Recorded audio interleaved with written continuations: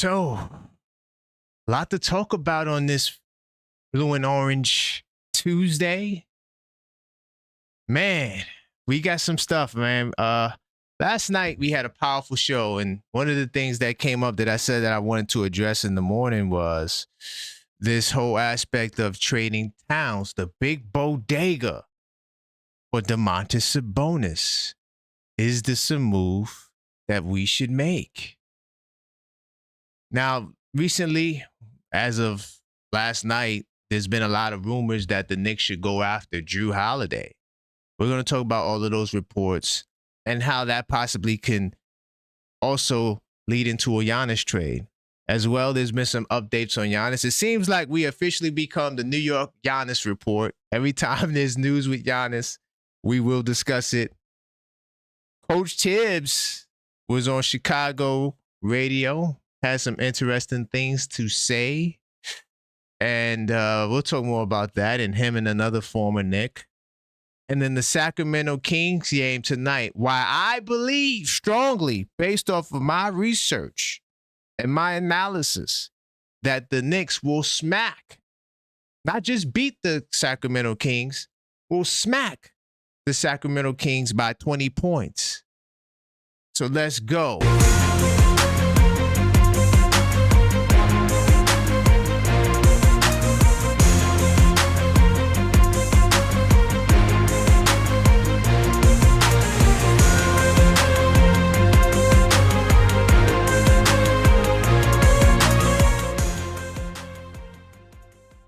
Welcome to the show. I am your host, Karan Pierre, the Objective Fan, and I'm straight out of Kings County, New York City's finest.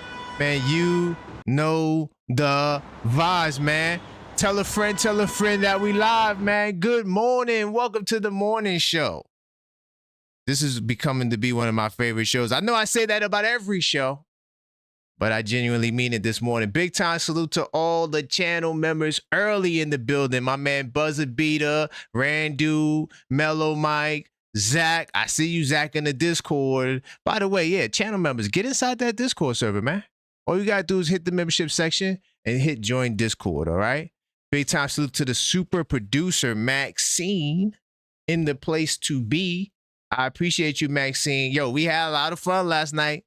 You know, Maxine wasn't there, so a couple of things, you know, we kind of went off the rails a little bit, but we had a great time. Last night's show, if you missed it, is worth the replay value. I mean, we talked about Mitchell Robinson Towns and his what we felt was holding him back, and we also talked about Mikal Bridges, and I showed a lot of interesting stats about Mikal. So if you missed that show last night, it is worth the rewatch after this. But the biggest thing that came from last night's show was we surpassed our goals, man. We got 2K subscribers, right? So now the road to 10,000 continues, and the next milestone is 3K. So we got to make sure we continue to hit that subscribe button if you're not subscribed. Also, like the video so more cool Knicks fans can see the channel. And if you are a subscriber, consider joining the channel, right? So big time salute to last night, man. Yo, it was wild. We also hit 100 likes. First time ever we did 100 likes in you know, twice in the same day. So we want to do the same thing today. So as you guys come in, make sure you continue to smash that like button, and that will help this channel achieve its goals. We do appreciate it. Oh, big time salute to Deshaun. Welcome to the OKF Nation, man. Thank you. Big time salute to Deshaun. I see you. Uh-oh.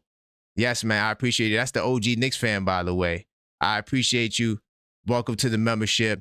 You know, keep them coming. Basically, this is the morning show, so we do have a call-up segment later on in the show. But if you can't call in for whatever reason, you could always show some support via Super Chat, and you can send in your message, and I will give a response to it in place of your call-in. So I do appreciate all the support off the top. And as always, call-up show rules is definitely in effect. This is the morning show. It's not like last night. Last night we was a little bit more liberal. This morning, we will, you know, honor the call-up show rules. Okay, first call is 3 minutes. We do got the $5 callback option if you do prefer to use that if something else comes up you would like to address, it's an option that you could use, right? Okay. So that's the rules for this morning.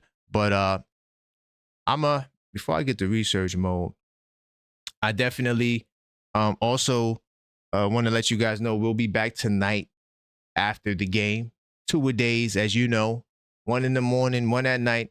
So right after this Kings game, like I say, I strongly believe that we will blow out the Sacramento Kings. And I will do the breakdown later, a little bit later on the show. If that's why you're here, you want to hear about that, we will get to that. No problem. But yeah, there's a lot to talk about this morning. I look forward to a nice day as I make some tweaks into research mode. But big time salute. Continue to smash the like button. What I'm gonna do, like I always do, we're gonna talk about the NBA. Okay, so bam, let me go into research mode. If you're new to this channel, I put everything in research mode, everything on the screen, so I'm not on here just making stuff up. And if we gotta look up something, we definitely will look it up.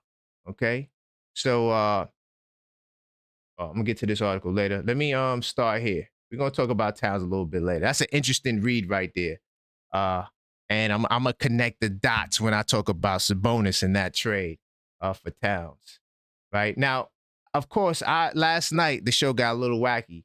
I'm not trying to lean into trading Towns, but I'm strongly thinking about that Sabonis trade.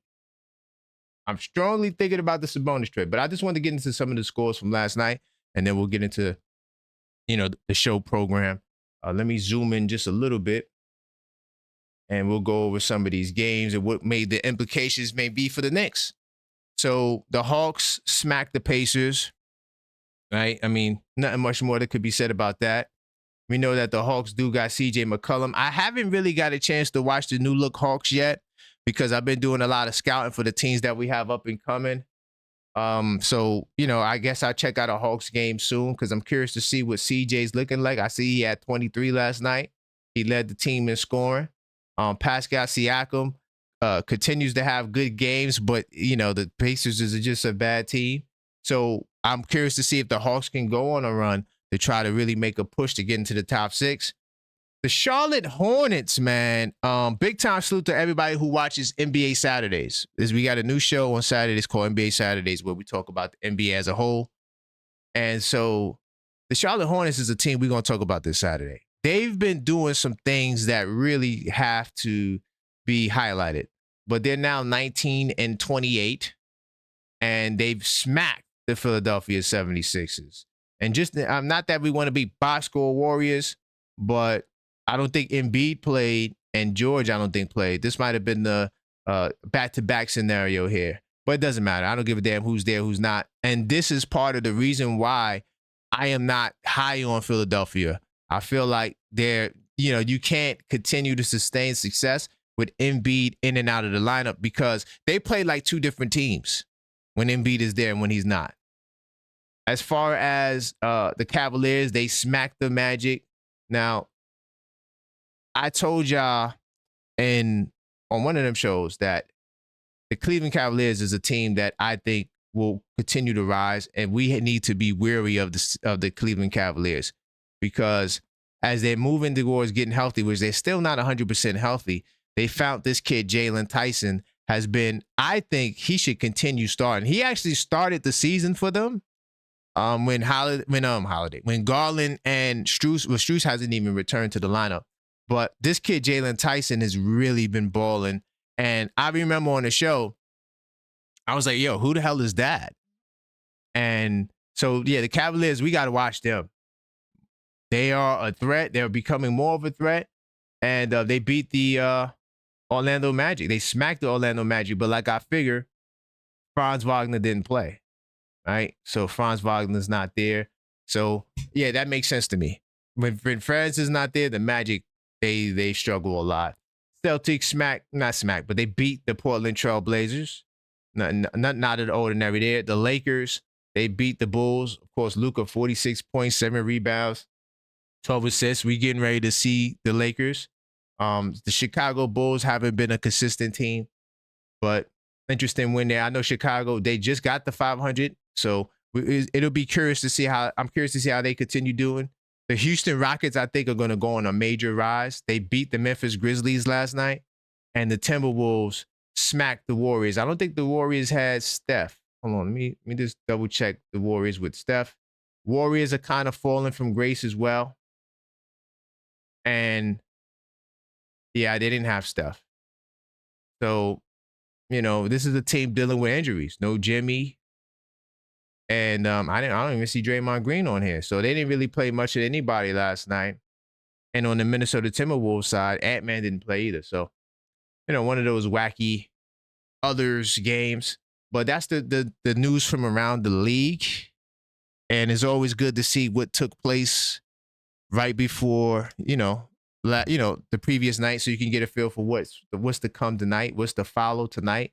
And tonight we got a nice little slate of games. Of course, we got the Sacramento Kings tonight, and Trailblazers, Wizards. Nobody cares about that. Bucks 76ers. Of course, we need the Bucks to continue to lose and look bad, though.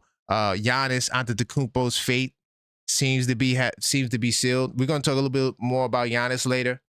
And then a bunch of meaningless games. This Nuggets-Pistons game will be interesting, but Jokic ain't going to be there. I don't want to take anything away from the Pistons, but they're beating a bunch of teams without their best players. I mean, I got to keep it real. I'm preparing myself for a showdown with the Detroit Pistons haters. We do got a whole lot of Detroit Pistons haters. We got at least 6 numbers saved from Detroit Pistons fans that don't like us. So, yeah. They always beating teams without their best players, and everybody gets hyped, but that's a whole nother story. Suns, Nets, Clippers, Jazz. Okay, so that's the scores for tonight. We'll keep an eye out to see exactly how that goes tonight, and I'll jump into the first topic. So I think I want to start with the Sabonis, right? I had this article here, right? And I was just trying to do my homework a little bit about the Sabonis trade. And so Karl-Anthony Towns owes impressive passing style to Chance Arvydas Sabonis running. Okay, so the reason why Towns likes to play the way he plays has everything to do with his influence by Sabonis. All right, so the most Towns has been as advertised. This came out last year. All right, elite shooter, check, versatile scorer, solid rebounder, rim. So this is a lot of last year stuff. I'm not going to spend too much time here. All right. But I'm going to scroll down some. Entering Monday, he was averaging considerably fewer assists, 3 a game, than his best with the Wolves, and which included 3 seasons or more with 4.4 a game. So interesting to see if Mike Brown can activate that passing side from Towns. You know what I'm saying? Because he's somebody that was prolific, right? And ask about the highlights from last night's game. Towns referenced names you wouldn't expect coming from him. So he said, of course, Magic Johnson. I wore number 32 for Magic Johnson. Right? We know that. We heard him say that. But here's another name. I was also blessed to meet and talk with Arvydas Sabonis in Venezuela. Okay? And a lot of you guys may know this. Arvydas Sabonis, who's the dad of Domantas Sabonis, the guy that we're talking about right now, who we actually just so happened to play tonight. He's his father. He was a great player. A lot of people felt like he was Jokic back in the day, but by the time he got to the NBA, he wasn't able to show it. Sort of like how Jackie Robinson, kind of wasn't the number, he wasn't in the prime of his career when he went to the MLB. So to make that connection. But anyway, so he also takes notice to Sabonis. He said, I heard the rumors about this guy that was this good, right, as I did. And salute to all of my people that's from, I got a lot of friends and people I know from Brooklyn that's from where he's from, around that Serbian area and stuff like that. And they always say, yo, you didn't see Sabonis. You saw the older, washed up Sabonis. He was really, really good. He used to jump high, dunk, was the most athletic. He was like a Wilt Chamberlain out there. So we all heard the rumors about this guy. He's that good. And then I got to meet him, and we stayed in the same hotel, all the teams, and I actually got to stand and talk to him. And he introduced me to his son, who we're going to talk about right now. I didn't know, and it ended up being Sacramento Kings All-Star DeMontis. So it's pretty cool. I mean, me and DeMontis still talk about it. So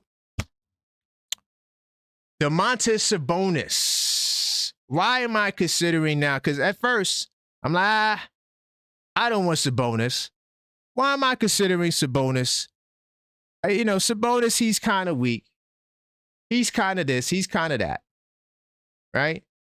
Now, this is what he's averaging this year. Now, I don't get too married about stats when you're on a bad team, especially shooting stats, because, it's hard to be efficient when you're on a team like this. But his numbers, he only played 16 games this year. He was dealing with some injury he was dealing with. I can't remember what it was. Trying to think if it was a knee. Hold on, I could tell you. I'll pull it up. But Sabonis was dealing with some injury. I'm going to get it for you really quickly. Sabonis injury. I'm going to get it really quick. This is the #1 site you go to. Let me see if it pops up here. No, because this is not my browser. Hold on. This is the #1 website you go to, by the way. If you want injury reports, you go right here. So knee. Okay, I figured that. I just wasn't 100% sure, but he had a knee injury. So he's been battling that all season, right? The knee. And that is a concern. That is a concern. And this is off the rip why I was saying, no, I don't want Sabonis. But I'm telling you right now, the reason why he doesn't score a lot is because Sacramento, they're loaded with a lot of offense. Loaded with dudes that could put the ball in the basket. And he's dealing with injury, so he hadn't really got time to look like his old self. But if you want to know what he did last year, he did pretty much just under 20 and 14. This man he's one of the best rebounders. He's been the best rebounder overall in basketball the last 3-4 years. Without a doubt, he's the undisputed rebound champion. Right? Now, his three-point shooting was way better last year, but he only takes 2. He's not like Towns, who takes 5, 6, 7, 8. He only takes 2. Okay? So, in seeing this, just off numbers, I'm like, hell no, I'm not trading Towns. Hell to the nah. Not doing it. Right? But there are some pluses to Sabonis. And you know what? I'll get it more into detail after these messages. Quick shout out to one of our partners, Self. A lot of people don't realize how much your credit impacts your real life options, where you can live, what you can drive, even the kind of opportunities you can access. Self is a platform designed to help you build and strengthen your credit in a smart, structured way. It's not about quick fixes. It's about turning consistency into leverage. Whether you're rebuilding, starting fresh, or just trying to put yourself in a stronger financial position, Self gives you tools to help create real financial structure over time. If improving your credit and setting up your financial foundation is one of your goals this year, check out Self through the link in the description. Self. Build your credit, build your options.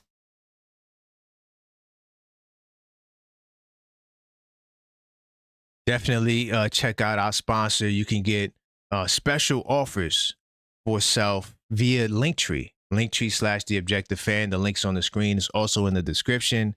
And Self is financial tools for long-term positioning. So go check that out now, all right? Definitely, we need to continue getting the likes up. And if you just entered the show, this is the Blue and Orange Breakfast Show. We got a whole lot of things we got to talk about. Right now, I'm talking about this potential Karl-Anthony Towns Sabonis trade. I just showed the connection and how he kind of, was influenced by Sabonis. And why not get the guy who's the guy's son? So that was the thought process behind that message. We didn't get to the phone lines yet. We will a little bit. But if you always want to add to the conversation, you can by sending in a super chat or a Cash App. And I definitely will read your message. So I appreciate everyone that's here in the morning. Big time salute. And hopefully you're having a great day. as you listen in on the Blue and Orange Breakfast Show. So I'm gonna get back into research mode. So,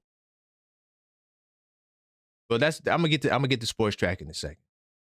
Right now, the big question about Sabonis is his health, right, and his scoring, right? Is he the number 2 option on the championship team? The most he's ever averaged is 20. If Cat averaged 20, that's a down year. So I get that. You're going to need to rely on the others more, and Mikal Bridges hasn't really shown that we can trust him consistently. I'm hoping that he can turn it around. OG Anunoby's not consistent either to step into a second option role if you needed him. But the money and the numbers, right? This is what we're dealing with here. I'm just going to do some mock trades just to see how it works, right? Now, do I want to do this trade? Realistically, no. I don't. But I'm spending time on it because one of the things we talked about last night was, is Karl-Anthony Towns the right fit for this team? From a standpoint of if he and Jalen Brunson are compatible. They don't run a lot of screen and roll. Not enough 2-man game. I showed you guys before the value of them two working together as a cohesive unit. Only 18 times have they scored more than 20 together. And the team is really successful when they do that. So it's a huge part of our productivity that we're missing. And I'm just looking at alternative ways to get us to a championship. That's what my concern is. That's what my goal is. I don't have no axe to grind. I'm not against the brother at all. And I'm just going to stat check myself as I go into the 82 nights just to make sure I'm on point. So when Towns and Brunson score 20 or more, we are 12-6. Okay, so 18 times. That's not enough. We need them to work more cohesively. So now the question is, are they just not compatible? Especially under Mike Brown's system, right? We know last year how it looked, but it's a different system. It's a different coach. One of the things about Sabonis that I'm going to get into, and I'm going to talk about the Kings later, but he played with more control. He had 2 fouls early in the game and didn't pick up another foul. So maybe later in the game if he did. Towns doesn't really have the discipline. If he picks up his second foul, he's going to pick up a third. And another thing too about Sabonis, he not only does he play under more control, he definitely plays more with his back to the basket. Doesn't take as many threes as Towns. Both of them, I wouldn't say are good defenders. Even though Sabonis has had moments, I think Sabonis also made defensive team, if I'm not mistaken. I could be off with that. Let's see. Yeah, but what's this? Defensive player. Oh, he was top 10 in voting. Okay, so he didn't make the team, but he was top 10 in defensive player. I could have sworn he made the team. That's fine. So, there's some strengths that Sabonis has that you can't just overlook. But let's just play around with how an actual Sabonis trade will look. Now, there's no reports on this or no nothing. It's just me winging it. So we know that the trade fails because Sabonis and the Sacramento Kings, they are hard capped by the first apron. And so the second apron, right? So they can't go over it. So we would have to add another player to this deal. Now, in the past, we wanted a player like what's the brother's name? Ellis, who, by the way, has shown a little bit more in recent games. But if you added Sabonis and Ellis, the trade could get done. The trade can get done. Now, if you really wanted to fleece the Sacramento Kings, you could wait like up to the 4th. I think the deadline is the 7th. and add Precious Achua back if you want Precious back. Precious has been balling for Sacramento. But this could be your way to get Precious back. You could also add Precious to the deal as well. And the deal can be done. And then you could offset Pacome Dadier if you wanted to. You could send Yabu.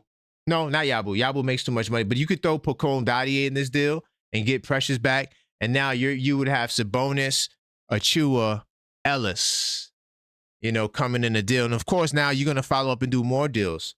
So you get a guy like Ellis. You could play him with Deuce. Maybe now you come off of Clarkson, right? And then you can go out and get somebody some more talent. Maybe now you could go get the Najee Marshall deal done, right? Because we know the Knicks were linked to Najee Marshall. But this is how a Sabonis trade will look. This is how a Sabonis for Towns trade will look. What say you? All right? I'm curious to know your thoughts on that. I know I spent some time on it, but it's something that just was on my mind. It's something that, I'm sorry, y'all. It's something that was just on my mind. Now, am I considering doing this trade? No. But if there really is a problem, you might have to, because another key thing that Sabonis has is that he has chemistry with Mike Brown. He's been with Mike Brown before. His best years of his career is with Mike Brown. So it's kind of like this is like a compatibility move. Nothing more, nothing less. Nothing more, nothing less. All right. I'm gonna get into Jrue Holiday, but before I do, big time salute to the chat. Definitely continue to smash that like button. I want to salute to some of my people in the building. I see you, the super producer Maxine, working hard. Big time salute. Deshaun, the OG Knicks fan, joining the channel. Big time salute to Mellow Mike. I see y'all in the chat. Definitely, we got to get the likes up as always, y'all. The likes are the key to the stream. All right. So we're going to talk about Jrue Holiday as well. Let me just organize. I got too much going on, too many windows open. So that's what I'm trying to troubleshoot behind the scenes right now. But we got too many. There's a lot of trade rumors that, is rampant right now. The Jrue Holiday thing came literally right after I did my show program last night for Knicks Nocturnal. We start getting all this Jrue Holiday news. And one of the things I like to do, and I've been doing more of recently, I've been paying attention to the opposing teams' websites. So like there's a website, ripcityproject.com. I like to go to these places because you get unique insight that you probably wouldn't get anywhere else. And they tell you about their team the same way I tell you about the Knicks. They'll tell you about, whatever team they got going. So in this case, we're talking about the Portland Trailblazers. They're in a unique spot ahead of the February 5th deadline. Facts. Because they could help us get Giannis. We talked about that yesterday. They've been named as potential buyers. They're looking to add talent to their team because they're on the cusp. They're right below 500. When we beat them that time, that was the opportunity for them to get to the 500 mark. But of course, we humbled them the way we did. And unfortunately for them, they weren't able to get there. Now, there's a lot of, ways they can go. So, but at the same time, they should also consider being sellers with Jrue Holiday and Jeremy Grant. Now, for the Giannis trade people, if I had to take Jeremy Grant to get Giannis, I would, because I want Giannis bad. But I don't want Jeremy Grant. He makes way too much money, and he doesn't rebound, and he's not the scorer that you would want for a guy who makes them. Like, you can get literally Najee Marshall, who's a more consistent scorer than me, just needs more opportunity than Jeremy Grant. I just, Jeremy Grant to me is a problem, but I think the Blazers will be willing to probably come off of one more first round pick in the Giannis deal. And if you give them Mikal Bridges, right? Hypothetically speaking, I'm not trying to single out nobody. I'm not, running no campaigns to trade nobody. I don't do that. I'm just thinking about ways to improve the Knicks. Now, this is an interesting thing here because the Portland Trailblazers are reportedly interested in possibly wanting to separate with Jrue Holiday. But more so, we know that the Knicks have shown interest, and I'm going to pull that up. We talk about, so they're talking about the Giannis trade as well. Knicks being a favorite landing spot, of course. There are two clear reasons why New York would have interested in the player that helped Milwaukee, Boston win championships. Facts. And honestly, he was a key integral part for both of those championships, right? And oh, by the way, I'm putting together the details for the Unfiltered Thought channel members. I'm gonna do a video on Boston, the follow up to Crush Your Enemies Totally, and that's going to be coming soon. Okay, but one of the things about Boston was I thought that he was so integral that I saw Boston just falling apart, and they hadn't, not yet at least, and there's still time for them to fall apart. And you know, I of course I despise the Boston Celtics, and I wouldn't want to see anything more than just to see them crumble. But you know, I also I'm a player appreciator, so I got to give them their props. You know, they're doing their thing. But anyway, um, it could make the Knicks more attractive, right?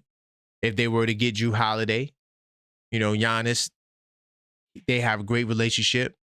Giannis was devastated that he had to go, even though he embraced Dame Lillard. But, you know, Drew Holiday was definitely one of his guys. And the pairing of Drew Holiday with Jalen Brunson, see, that to me is where the magic comes in with Drew Holiday, because Drew is somebody who can play defense and get buckets. Still to this day, like, he didn't lose nothing for his game. Hold on, let me really quickly, just to give, the one problem with Drew is the injuries and the contract. We'll get to the contract in a second, but Drew Holiday, injuries, Fox. If you want to see the injuries, all you got to do is go to Fox. It has all the histories there. Fox is the best when it comes to injuries. So you see, he's dealing with this calf all year. You see this? All year he's dealing with the calf. This is a problem. Okay, this is a problem. Definitely. Now, I got to see if those numbers is his career or is it this season. That might be his career. Hold on. Let me go back to Basketball Reference. That's the bad thing about getting rid of my windows. I just had the window open. Now I got to bring it back. But Holiday, I want to see what he's averaging on the year. Okay, that is his year numbers. Okay, so it's similar to his career. That's why I was confused. I know for his career, he's around the 15.8 and 6, but he's still productive. He's 6'4", got good size, 220. You're not moving him. He can guard two guards. He can guard point guards. You're not moving Drew Holiday. But he's still giving you what he's been giving you with the same efficiency. In fact, his PER is up 0.9. All right, so it makes sense. I mean, if you're getting Giannis, I think it makes sense to get Drew Holiday. Where I'm kind of like, trading for Drew Holiday without Giannis, I don't think that that's smart. But Drew Holiday makes sense to me in the Giannis package, right? And then, of course, I also, this came out literally right after I was setting up the show last night. So the beauty thing of it is when new things come out, I'm like, all right, we'll just talk about it on the morning show. And so this is what came out last night. Rumbles that the Knicks have explored pathways to try to acquire Portland's Drew Holiday. Okay. There are at least two clear reasons why New York will want him. Of course, the first is Giannis, right? And then the fondness of putting him with Jalen Brunson. I think that they compliment him. But the Knicks have had interest in Drew.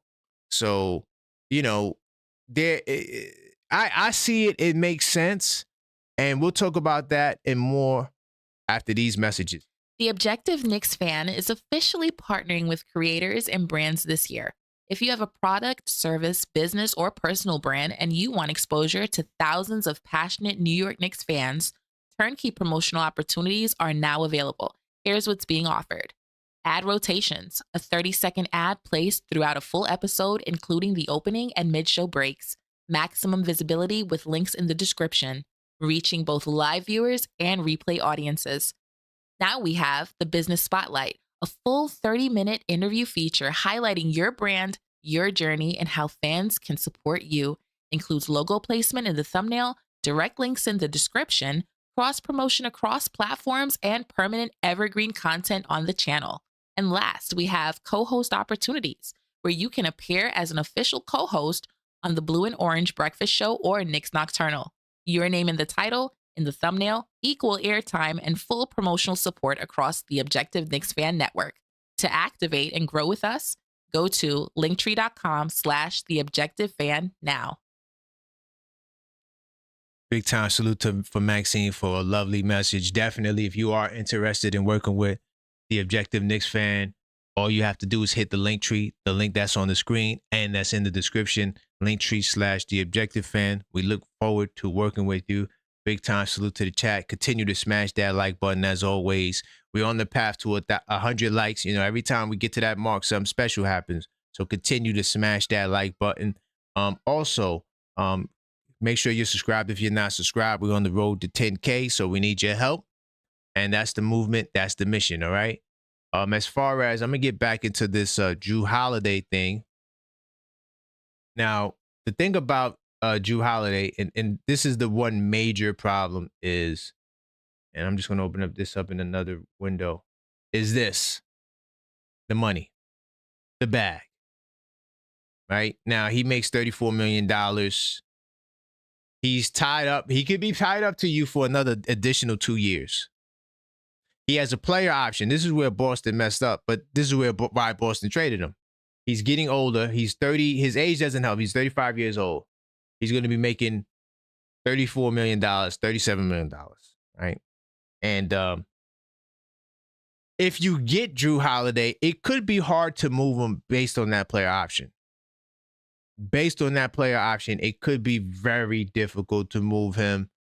He also keeps you locked in to whatever apron situation you're in. So if you're a second apron team, you're going to be a second apron team. Now, the good news is there are always teams that are looking to take on salary for a multitude of reasons. So you better pray in 2027 you could find somebody to take this salary if you have to move them. But the contract is not the worst. And oh, look at this. I never really paid attention to the news, and they said 2026 he has one of the worst value contracts. Let's see where they rank him. So they got him at number 11 as one of the worst contracts in basketball. Okay, keep that in mind. Holiday is terrific in Boston, where he earned this extension. He helped the Celtics to win the championship, but he got hit with injuries. Now he's dealing with the calf, right? And even a major dip in his defense. Okay. I didn't really notice the defense fall off when I watched him, but okay. I mean, but the seasons continue to slide. At age 35, hard to see a Holiday getting back to being that kind of player, but he still puts up the same numbers. Not that numbers are everything, but it definitely shows that he's still productive. And do we pay this Jrue Holiday price to win a championship? Because I still think that this year, if you were to acquire he and Giannis, I think that he gives you an opportunity to win the championship. The only real issue beyond the salary that's more important is this calf. We got to watch that. But we got the best injury management team with, under Casey Smith, who turned OG Anunoby into a durable player under his watch. I think that we should consider strongly, if we are to get Giannis, to bring in Jrue. Now, if we do not get Giannis, I don't see how you put together a Jrue Holiday trade. And for fun, we could have fun with it if you want. Let's pull it up. Because off the rip, if you're not trading Giannis, who are you trading? I mean, look at his salary, right? So let's add him first, all right? Bam, $32 million. So who do you have on your team that makes near $32 million that you want to give up? So to all the people that's like, yeah, the Knicks need to get Jrue Holiday, it won't be by himself. He makes $32 million. Your top three players make around that ballpark or more. Then Mikal's at 24, so you couldn't do an even swap Mikal for Jrue. I don't think the Knicks would do that. I don't think that that's a smart trade, not without Giannis. And then you're not trading Josh Hart. And I'm leaning towards keeping Mitchell Robinson. So what are you doing Jrue Holiday for? You don't have the package for Jrue. So I just wanted to give some clarity that Drew Holiday deal solely is for Giannis. And then before I get to the calls, I want to talk about Giannis really quickly because there's some updates with Giannis that coincides with this Drew Holiday thing. So I'm going to get into that really quickly. Any Giannis report that comes up, I think we're going to be talking about it, right? Even if it's not direct. I mean, put it like this. Every Giannis report is tied to the Knicks. All right? Every Giannis report you see is tied to the Knicks. So literally, last night or yesterday, well, no, I saw this last night. I didn't see this at 3:20. So last night, I'm catching up on news that I missed throughout the day. I seen this pop. I get a pop-up, though.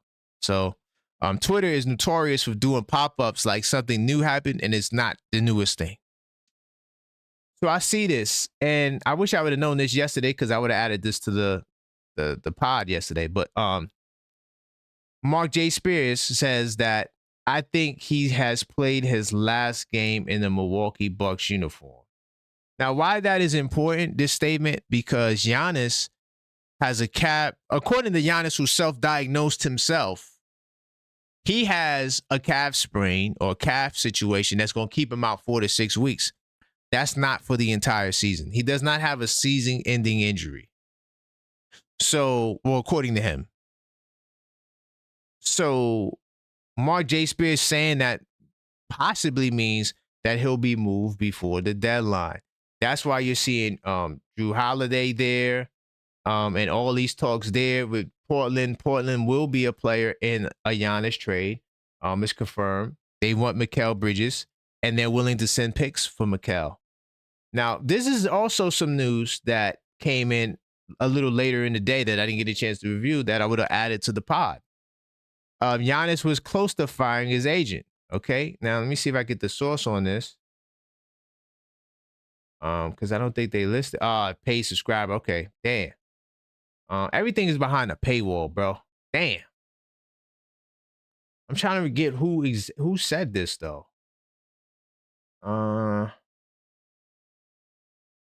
Last week, someone very well placed in the business told me. I'm trying to figure out who this told me person is. But anyway, he said he had a source saying something alarming about the Bucks star Giannis Antetokounmpo. Giannis is generally seen as a good guy, a thoughtful guy, and a truly nice guy, and the kind of people truly nice and kind people in the NBA sphere. He has one team and one agent since he was drafted. That's that loyalty. Which I think could bode well for New York because I think he would give New York not a discount, but I think that they would work out the deal to help the team, especially if they win a championship. But that's nonetheless that's some down the line stuff that we got to see. Okay. So it was alarming to hear the drama. Now this is according to a source of somebody who said they know somebody who said that it's so alarming to hear that Giannis was close to firing his longtime agent, Alex Sarastis,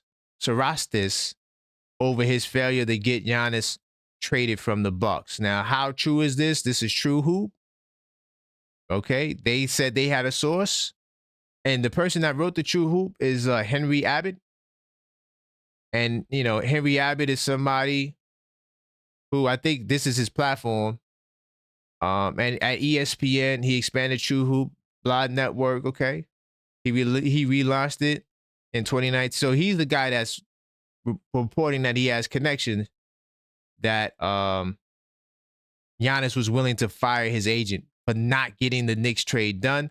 And notice how the reason why I'm giving this credence too is because notice how Giannis says third party. I can't control third party. Remember that. Remember we talked about that in detail, y'all. And if you wasn't here for that, this is why you need to get down with the movement, man. We break down the news, damn near every single piece of news now that we got so many shows. But you know, we talked about the cap. I got a show on why Giannis was capping. And when he said that he can't control third party, it just makes me feel like maybe this is some truth to this. He's having some issues with his agent, not being able to do the things that he wants his agent to do. Or maybe his agent is not representing him to the best of his abilities that he feels. So I thought that was an interesting news. And then this also came out as well. All right. And this is the Knicks is all tied into all of this stuff. So we will be reporting on Giannis as if he is a Knick already. Now, Rich Paul of Clutch Sports not only has a tendency to, okay, check this out. Also, a client like Giannis is worth a ton of money to an agent, right? So there are always sources suggesting a star and his agent are at odds with each other, okay?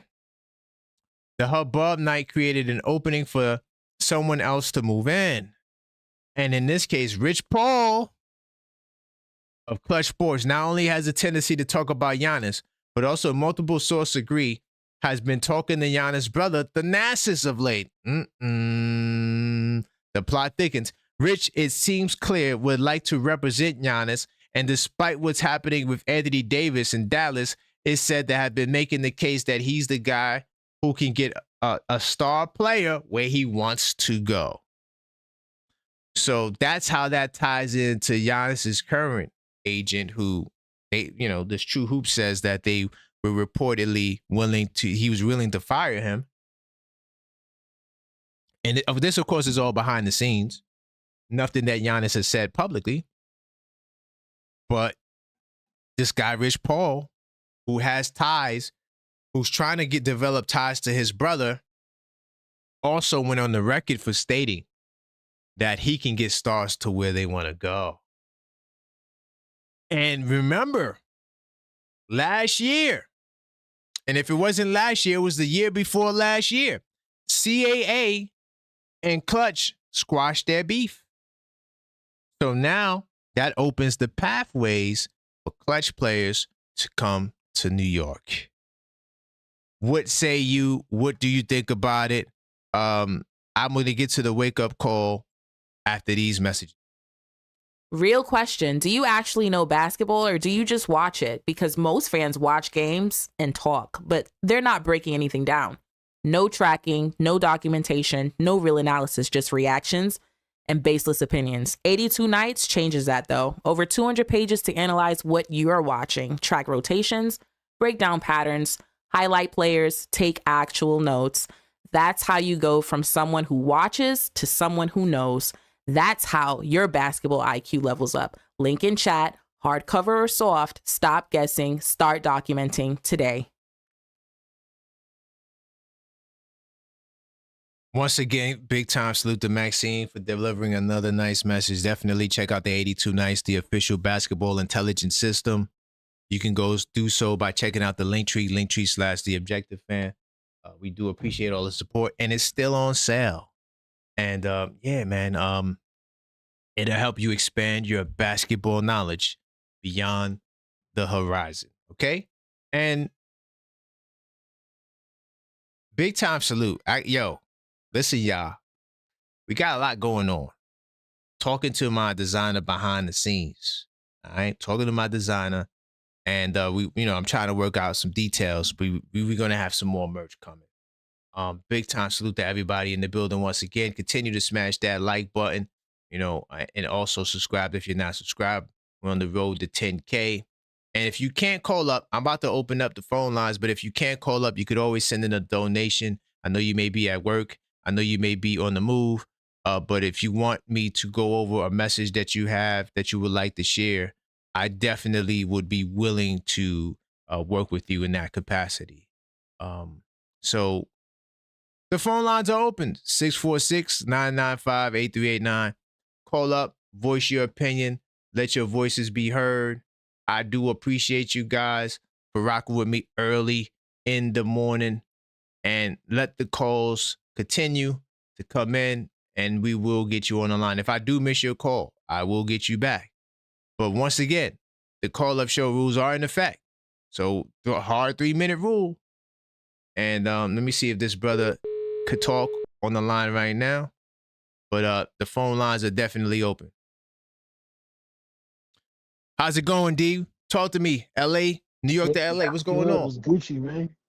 Hey, Good. man, a lot going on a Tuesday morning, man. The first Tuesday morning episode of this show. What say you? what's going on with this? I hear, and I saw you breaking it down too. Drew Yeah, Holiday is possibly right. showing if Giannis shows up. Yes, yes. And I argue that only if Giannis shows up. Right, 100%, Yeah. 100%. I mean, So 100%, because that's another. So I know he's an OG, two-time champion, one of the right. best, you know, two-way point guards ever. Yes, But 100%. is that what we need? Is that the differentiator between not winning the championship and winning the championship for what we got right now? Uh, Good I want question. more. You know, Mm. I want No, look. Giannis Yeah, and go ahead. Giannis only. Oh, you and Giannis only. I see that. I don't think that is realistic. I think you're going to have to take something in return because teams are doing you like Portland is doing us a huge favor. Right. When I say my bad, let me rephrase that. When I say I want Mm-hmm. Giannis only, I mean as the priority. Like if we're not getting Giannis, Oh, okay, got it.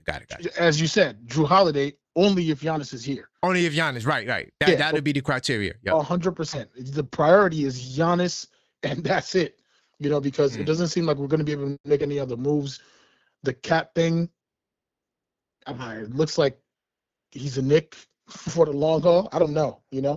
Yeah. I just keep hearing different things. But so if we move to get Giannis and Drew Holiday as part of the deal, what's the package looking like? Like I know they say Portland wants Mikal Bridges.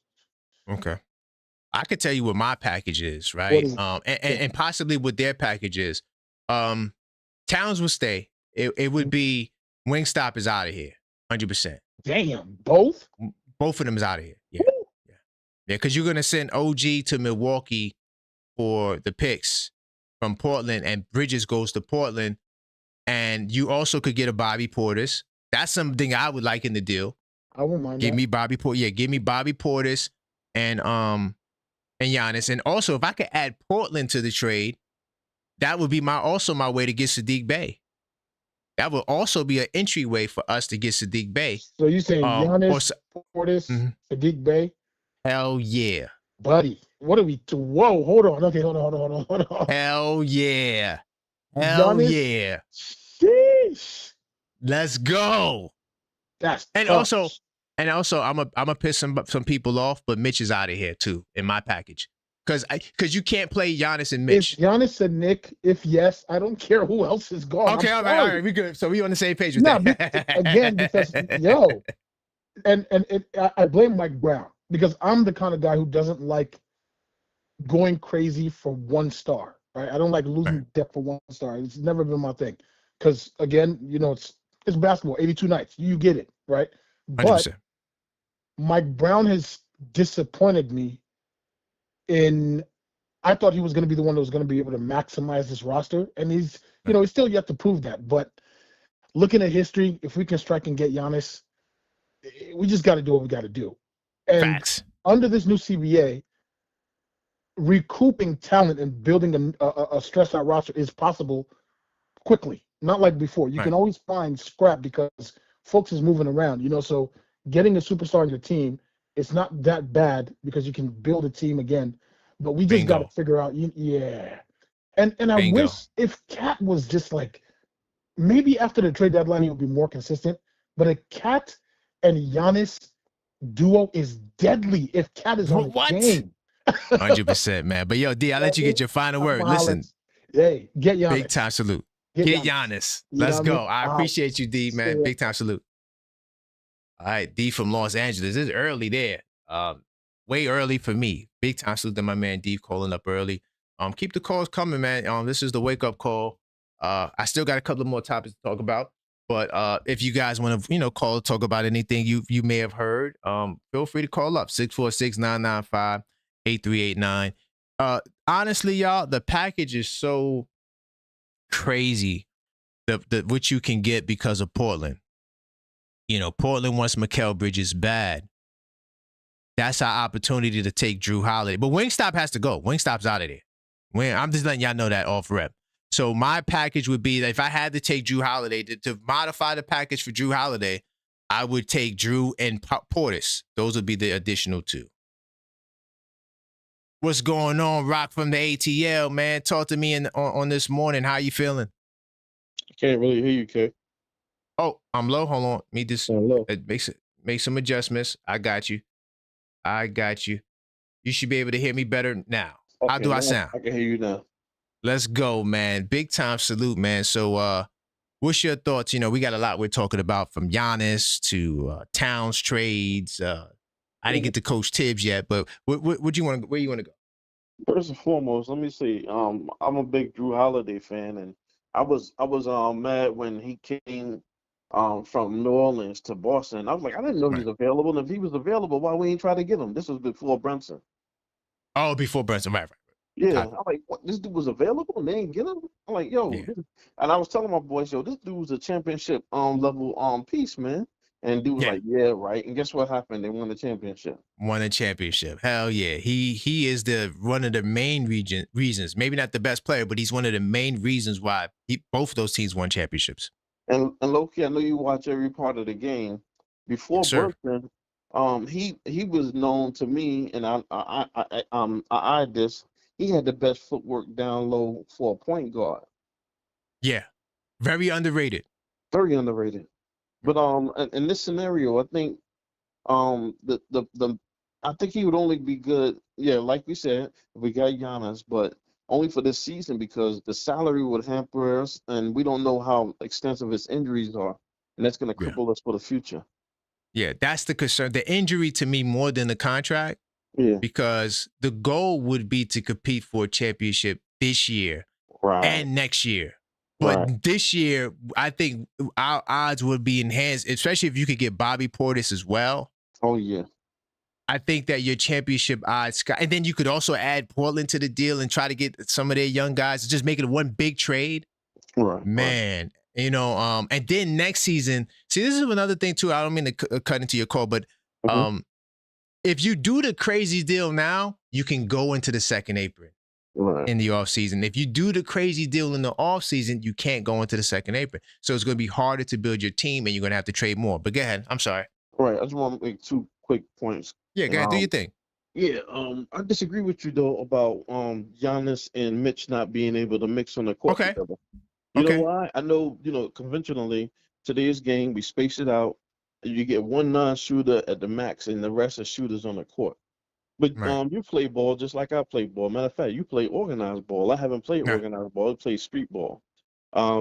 You've seen when you have 2 dominant bigs and you can control the paint. I mean, just picture this. Giannis comes downhill on the left side of the floor most of the time when he's running downhill, correct? Right. Yep. 100%. And so on the right side of the floor, we have Mitch waiting in dunker spot. So if anyone tries to build a wall, Giannis has playmaking abilities where he could find an open perimeter player, or he could lob it to Mitch. Mitch is a dominant lob target, if you notice. So when he gets out of there and when he gets out of there and rolls, yes, and I gave him some props last night, But can you see that working now? What I just said? No. I hope it would, but I'll explain it once you get off. When you're done, I'm gonna let you get your whatever else you want to talk on the call off. Yeah, I'll answer it when you get off. Go ahead. Okay. One more thing. Before I got on with you, I had ESPN on, and Wendy said something on ESPN that they kind of put a Knicks in all this. He said since Giannis is injured, he said Milwaukee might try to shut him down and tank. So therefore, so they can get a higher pick in the draft, and not to mention they can get more for Giannis in the summer. No, that's not 100% true. You don't think not 100% true. More for Giannis no, because in the summer? Let me explain why. Because now teams will be limited. Once you make a Giannis trade, you're going to be hard capped at one of the aprons. Right. So now you're going to have to be more creative. You're going to have to shred more salary to build a team. Versus if you do it now, right? Let's say, okay, you don't win the championship now, but now you got the whole summer to plan with him, and you can go into the second apron to sign. You get the $5 million exception. So now you might could sign a guy who gets bought out. Let's say Drew Holiday gets bought out. I'm not saying that's going to happen, but let's say he hypothetically got bought out. Right. Now you could sign him for $5 million, right? Now you can go get that guy, and you could continue building your team with with veteran minimums. Right. So that's why it's better to do the deal now. I strongly disagree with anybody who's saying wait till the summer, because you're gonna have to trade more. Now, when it gets to the summertime, Mitchell Robinson is gone, 100%. Like in your world, you could keep him still, Right. but if you wait till the summertime, Mitchell Robinson's out of here. Well, he He's was gone. talking about in favor from the perspective of the Milwaukee Bucks. No, the Bucks need to get rid of him now. You know why?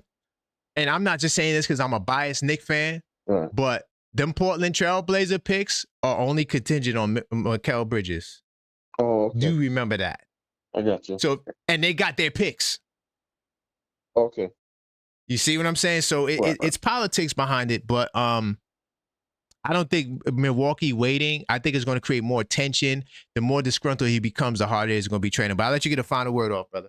Yeah, but you was right, because they was also saying that he's a loyal person, but behind the scenes he was almost parting ways with his longtime agent, because he wasn't getting him where he want to go, and we know where he want to go.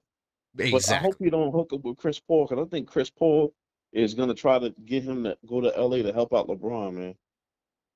It's going to be very difficult to do. No, not technically, because they would have to hold out and just convince, like he would have to convince him, yo, you're not going to sign nowhere. Just become a free agent. That would be the only way to do that, you know, which is still going to be very hard, because there's going to be other teams that also, you know, like the Knicks have the package to get him right now. So, but you got to wait. And, you know, he's dealing with the, calf, you want to get paid, you want to lock in that bag. I don't think he wants to go too long without that, but I appreciate you, Rock. Okay. Big time. And I'm going to answer your question too. Okay. I'll be listening.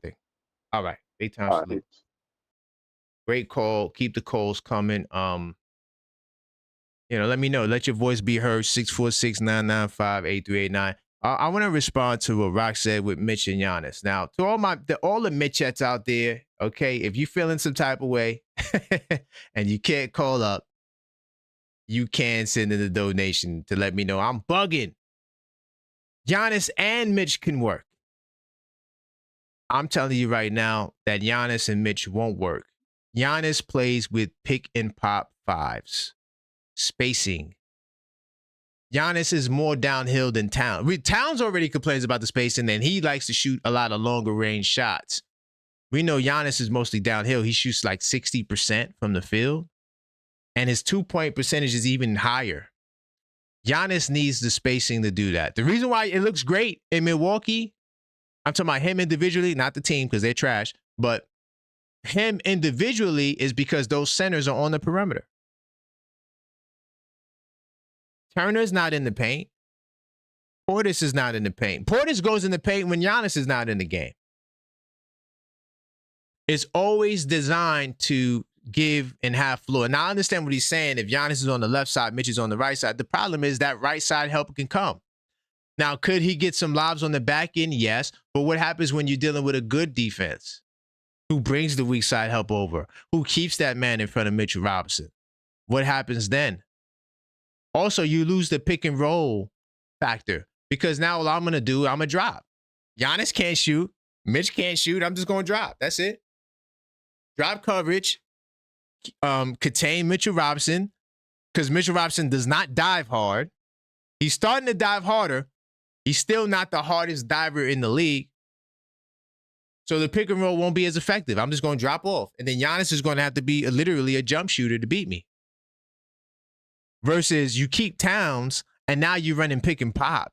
And now you can't blitz Giannis.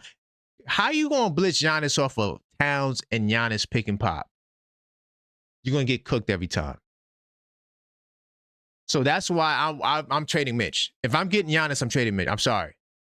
Trading Mitch. But I'm going to get Bobby Portis. I'm going to get somebody that's solid on the inside.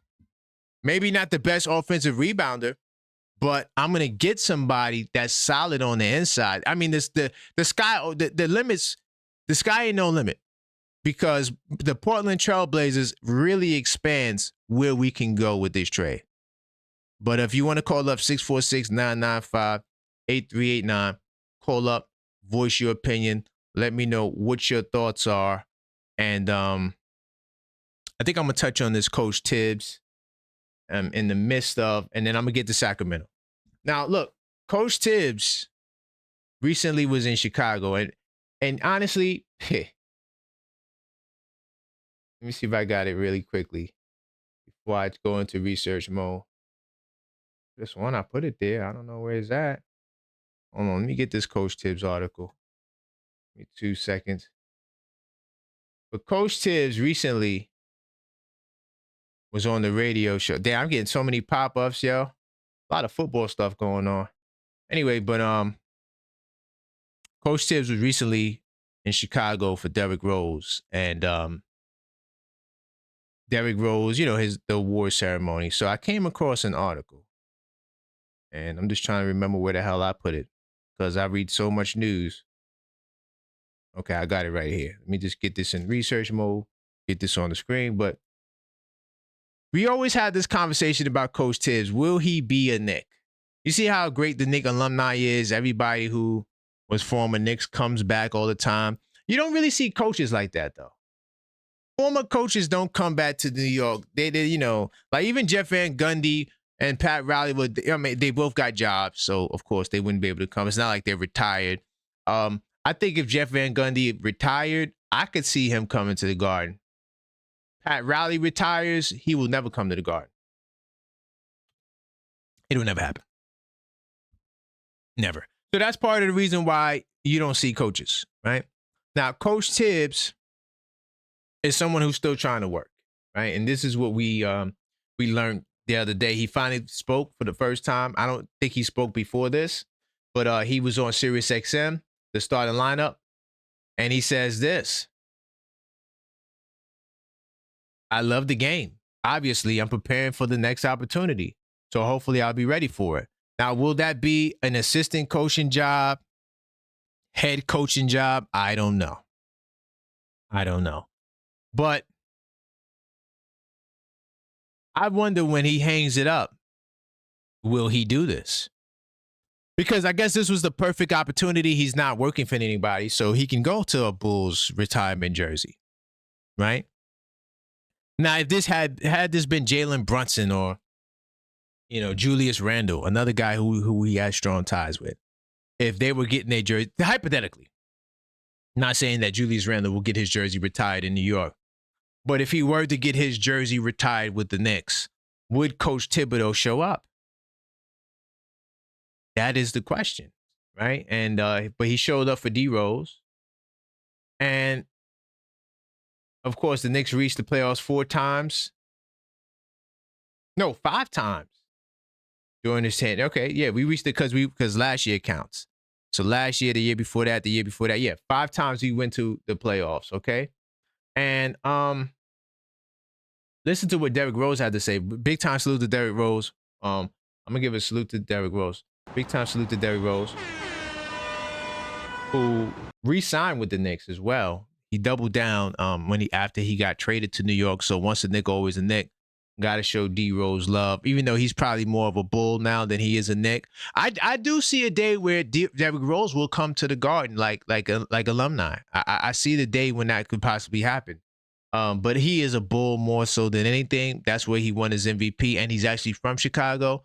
But I think he could also show New York some love, and he's shown New York love. But this is what he said.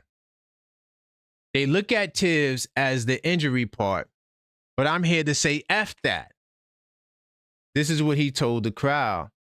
There's a reason why everything is meant to be, bro. Tibbs was the first coach to make me feel special when we used to watch film. I used to do Ishin games just to make sure he saw me on tape. First of all, big time salute to Derrick Rose once again, man. That's an amazing feat to have your jersey retired. It was great having him in New York. He even got a couple of MVP votes, as I do remember. I think it was like the 3rd place or 2nd place. I don't think it was first. I can't remember. Might have been first. I don't know. But it was just a couple of votes, just people showing homage to him for what his impact was on the Knicks, because you could argue that he was the most valuable player for the Knicks that first year he got here. He was a mentor to the young guys. He was the 6th man. He worked with quickly. They put in a lot of work in that backcourt.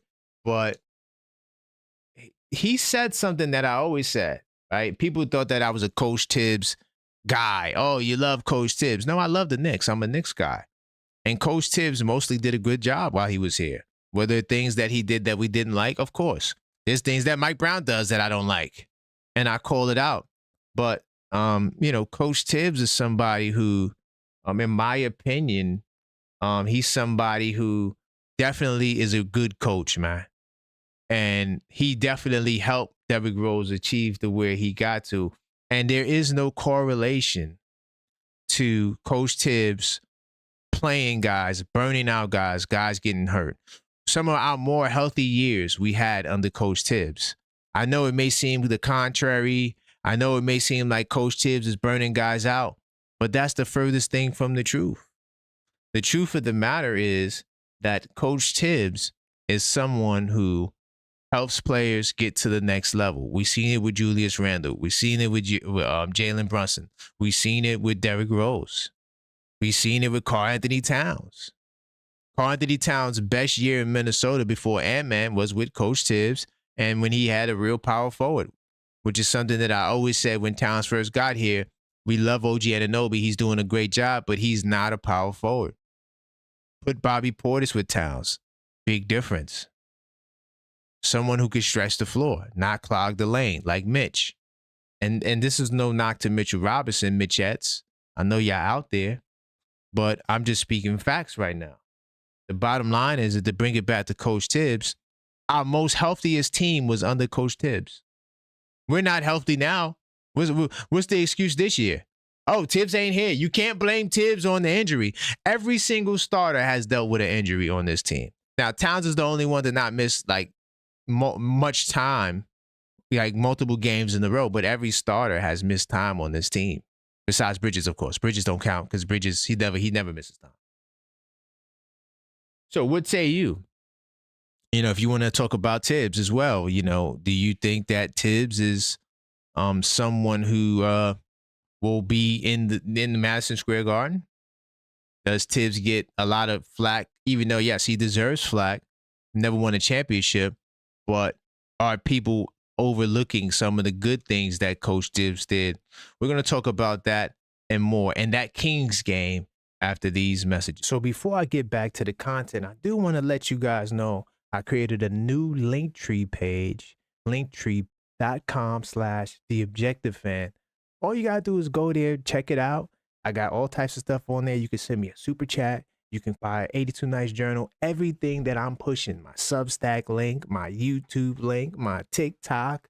If you want to connect with me more, want to get my email address, everything I'm pushing is directly on linktree.com/TheObjectiveFan. Definitely go check it out.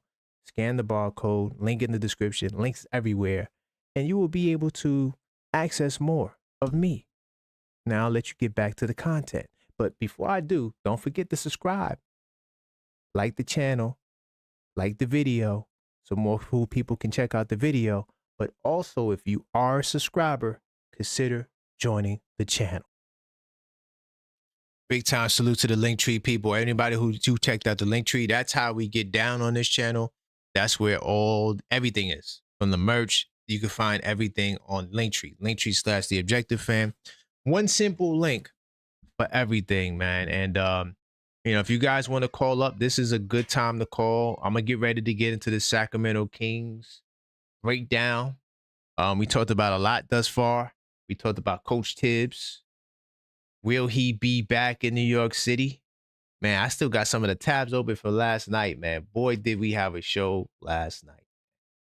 If you missed it and you didn't get an opportunity to check it out, you definitely can still by heading over to the YouTube and watching Knicks Nocturnal. It was a great show. We crossed the 2K subscriber mark like I knew we would. Big time salute to you guys from the channel members in the OKF Nation, to the subscribers, to the supporters. Continue to serve some love. Let me see who's in the building right now. Big time salute to my man Mellow Mike. I appreciate you. Okay, I see you, Mellow Mike, talking about Coach Tibbs. Who else is in the building? Of course, the super producer Maxine in the house. Big time salute everybody in the building. Smash that like button as you join the show. We appreciate all the support. Yeah, Max. Hopefully everything is good on your end, Max. And talk to me if you need me. What I'm doing right now, I'm getting my slides ready. Not slides, but I'm just going through my Portland. Not my Portland. Oh God. So I got Portland on the mind now, thinking about goddamn Drew Holiday, man. We need that trade to go down for Giannis, and I'm taking Drew Holiday with open arms. I don't give a damn about salaries. This is about a championship. You get it 2 years to win the championship. You get Drew Holiday now. Let's say we don't win the championship now. That's fine. Next season is where the action happens because we will be a second neighbor team, and then you can still add to the team. This is New York City. We're going to spend that bag. Okay. Maxine said all is great. Okay, cool. So Sacramento Kings. All right. I did a show. Was it the first Blue and Orange Breakfast show? It might have been the first Blue and Orange Breakfast show where I talked about Sacramento. And I told y'all on that live show, y'all need to worry about the Sacramento Kings. Sacramento Kings are playing good basketball. I told y'all. I said, hey, man, Sacktown, that's where they lay their Mac down. Be wary. My message and tone is completely different this time around. The Sacramento Kings are not the same team that they were. Okay? Now, they have made some improvements, right? They have made some improvements, surprisingly, to their offense, and I'm going to get to that in a second, but they're not hot. They're not playing good basketball. Okay? They're 1-6 in their last 1-5 in their last 6 games. So not the best look. I'm gonna start by going to ESPN, and we could look at the odds and all that good stuff, see if anything changed. So we're gonna start with the basics, then we're gonna work our way up to the more complicated stuff. Let me go to research mode. How? So the Knicks have redemption on their minds. This is a Sacramento Kings team that beat them. So and this is just like a rough look at their last games. You can see it on the screen. I mean, it's been a lot of losses recently since they beat us. And I'm going to talk a lot about their performance since they last beat us. By the way, I saw that Detroit game too. That was a pretty dominant performance by the Detroit Pistons. To all the Detroit haters that's listening to the show, because we got many of them. But you beat a lowly Sacramento. And when I say lowly, I do mean lowly Sacramento Kings team. But what I'll do right now, I'll go to the game preview from ESPN just to look at the odds and just give you edify some things. So the Knicks is minus 13.5. I want to see if that number changed. Okay. Very strong favorites. Very strong favorites. By the way, I'm not saying we're going to smack them by 20 because of this. Because I said we were going to smack them by 20 before the odds came out. But big time salute to Vegas for seeing it the way I'm seeing. Anytime you see a minus 13.5, that means you're a huge favorite. A huge favorite. Okay? Now, this team, let's go to, oh, by the way, I'm in a battle. I'm ensconced in a battle with J-Tap, channel member in the Knicks Tape Madness Discord. Knicks Tape Madness Discord. The Knicks Tape Madness Cup, which is a fantasy league for channel members. And he caught me slipping last night because I forgot to set my lineup. But yeah, it's cool how they integrate your fantasy with the regular ESPN. So you could, you got to set your lineup. Don't forget. But this is the injury report for the Sacramento Kings.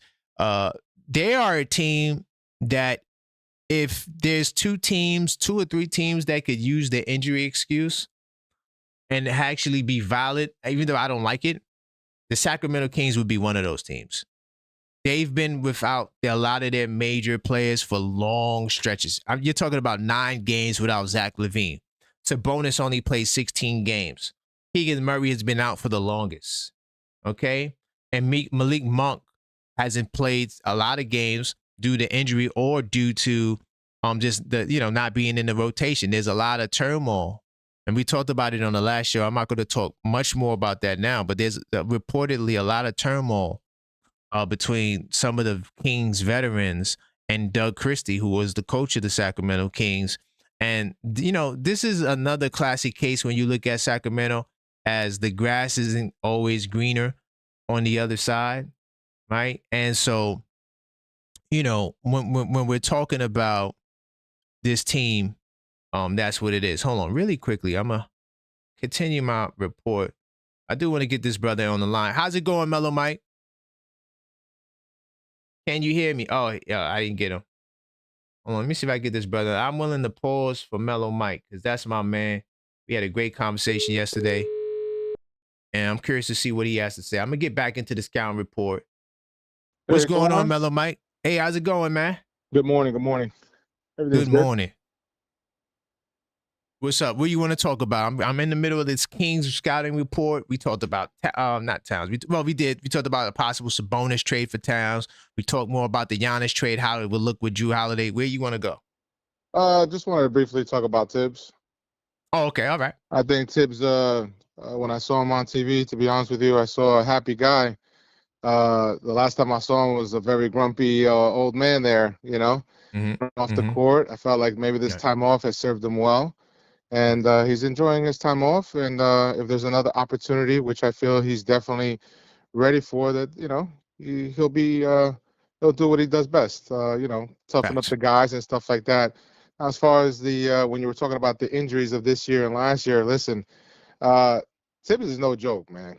Whoever, and I think a lot of guys can vouch for this. The players that played under him, it's a grueling season. With the limited players, especially with the New York Knicks. I'm not even going to go into the Chicago Bulls, but with the New York Knicks, I think it was obvious that those guys grinded it out. If they were hurt, ankle injuries, sprained knees, sprained ankles, these guys were ready to go right back. And nothing more evident than what happened in that Boston series when I think it was the third game up in Boston. I know I discussed this before. Cat looks like he injured himself severely. Takes up about 3 chairs in the bench, then all of a sudden checks himself back in. Those were the type of guys that he kind of molded. And to be honest with you, he molded a very tough Cat back then. I know we criticize him now, but Cat was a different dude when he played under Tibbs. And regardless of what we talk about Cat, last season he definitely, took us, without him we couldn't get to where we were going to go. So we definitely thank Tibbs.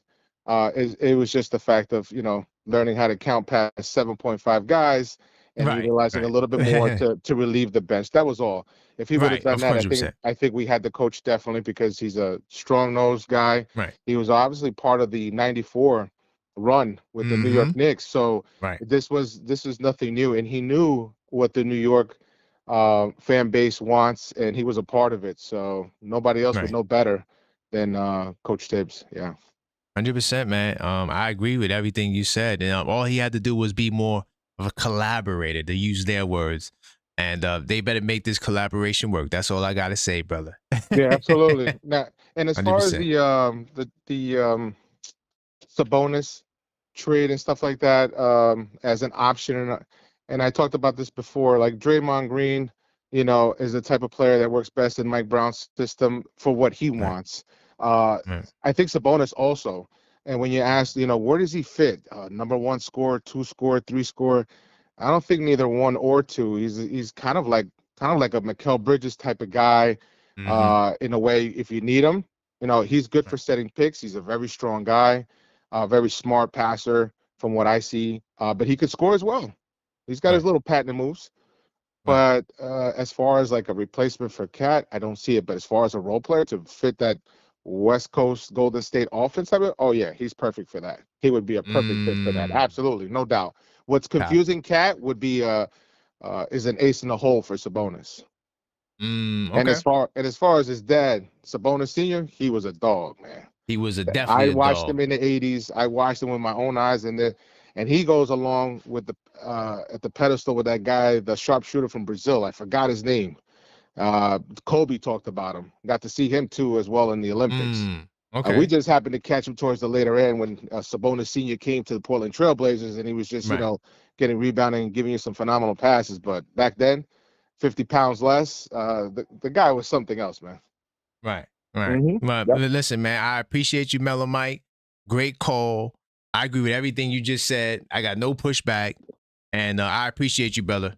All right. Let's go Knicks. Let's get this win tonight against Sacramento. And salute to the chat, guys. All right. Big time salute. That's Mellow Mike, Knicks Tape Madness Discord server channel member. I gotta get him in there. If he calls, I gotta go get that call. You feel me? I'm gonna get back into the Sacramento King breakdown. I thought he had some really good points about Coach Tibbs. All he had to do was collaborate. That's gonna be the theme for the rest of the season. Collaborate. So, and I'm hopeful that the boys in orange and blue can continue to do what they do, starting tonight against these Sacramento Kings. All right. Now, when we look at the last 5 games for both teams, like I said, they're 1-6, but they lost 5 games in a row. The first time we saw the Sacramento Kings, when I did the first morning show, I told y'all, I said, yo, man, Sacramento, they're playing their best basketball. I think at the time they had 2 good wins. Yeah, they beat the Lakers and they beat the Rockets. And I'm like, yo, man, this team, we got to watch them. They're progressing. They're surging. You know, we need to be concerned.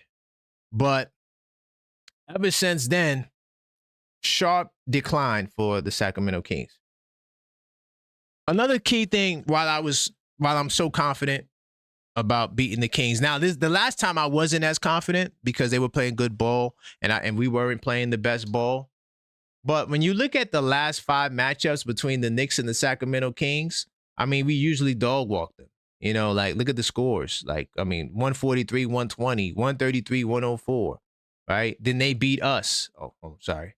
Then they beat us, right? But we normally smack the Sacramento Kings. They have been, you know, a team on the West that we put on the calendar and we say, oh, yeah, we're going to cook these guys.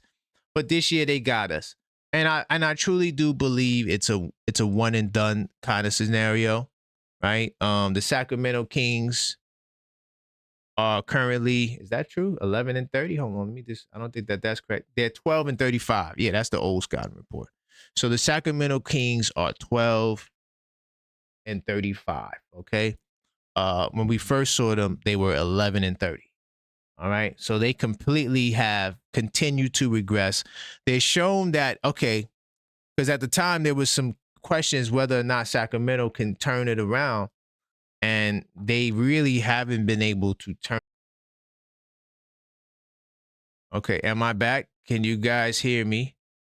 For some reason, OBS disconnected. Hold on. Let me go in the chat to make sure I'm good. Maxine, are we still good? Hopefully we still good. It looks good to me. All right, looks good to me. So I'm gonna keep pushing. I just want to make sure the show is good because for somehow I got disconnected. But it's looking good. All right, let me just go pull up a YouTube, a mock YouTube, just to make sure. Continue to smash that like button though if you can hear me. Just double check. Okay, yeah, I'm good. Okay. We good. We are good. I just don't want to be talking to nobody while I'm doing this breakdown. I'm gonna get into this breakdown right here in a second, but I'm gonna give you some numbers, all right? Because you know what? I do this. I'm not sure if you'll be able to see it, but because I'm gonna be referencing some of these records. The Sacramento Kings are a team. They're a tricky team because when we last saw them, they weren't what their record was. They were playing way better than that. So this is some of their rankings right now. And I'm gonna be bouncing back and forth so you guys can get a good feel for exactly who they are. But I'm looking at stats since we last seen them because I wanted to track the performance to see if they really were about that life. And based on my scout and my research, the Sacramento Kings are far worse than what we seen last time. And they are what their record is. They're not playing above their record. Like I said, they're one of the few teams that could actually use. Hold on. Now we can't know value. Hold on. Let me just double check. Oh, sound is on. Okay. Cool. That probably was an old message. Okay. Hopefully, okay. Maxine said the sound is on. So we good. We good. I don't know what happened. It disconnected, but we back. So I want to talk about really quickly about Sacramento and where they are. Now, I got a lot of notes here, all right? So I can't go over everything because it'll bore you. But I'm gonna go over some of the most interesting stuff, and I'm getting mad notifications. This, early day shows is crazy because I got my notifications on. That's how I stay on top of the news. But anyway, nonetheless, let me get to it. So the Sacramento Kings, since we last saw them, one of their keys is they are a better offensive team. So in the last 6 games, they are the number 13th offense in basketball. Okay, with a 114.8 rating. As you can see overall, they are 29th, right, with a 110. So they're not good. But during that same stretch, the Knicks, who are top 5 offense, I hope that we are. Hold on. I didn't see the most recent updates, but just to be on the safe side, because the rankings change every night. That's why I look at this stuff every 10 games, because if you get caught up every night looking at this stuff, you'll never be on top of what's going on. It's just too fluid. It's too much going on in the game. It's not like football where you have one game out the week and then, okay, we're the number 1 defense. And now for the whole week, you're the number 1 defense. Literally, you can go from the number 1 defense to the number 5 defense in the same damn night, right? Depending on where you are in the season. Okay? Now, when you look at where we are, okay, yeah, Knicks, just got to make sure I'm in the right year. We are now the number 3 ranked offense. Okay, so somehow, and like I said, the NBA is wacky like this. We became the number 3 offense, but guess where we rank in offense since we last saw Sacramento? We're the 17th ranked offense at a 112.2 offensive rating. So somehow we go up to 3. But if you look at the actual games and you count the last 5, we're 112.2. Okay, so now y'all saying there's no sound. Hold on. How is it now there's no sound? Let me hold on, let me see some. No sound. Okay. Let me work on it. That's weird. No sound. Okay. Okay.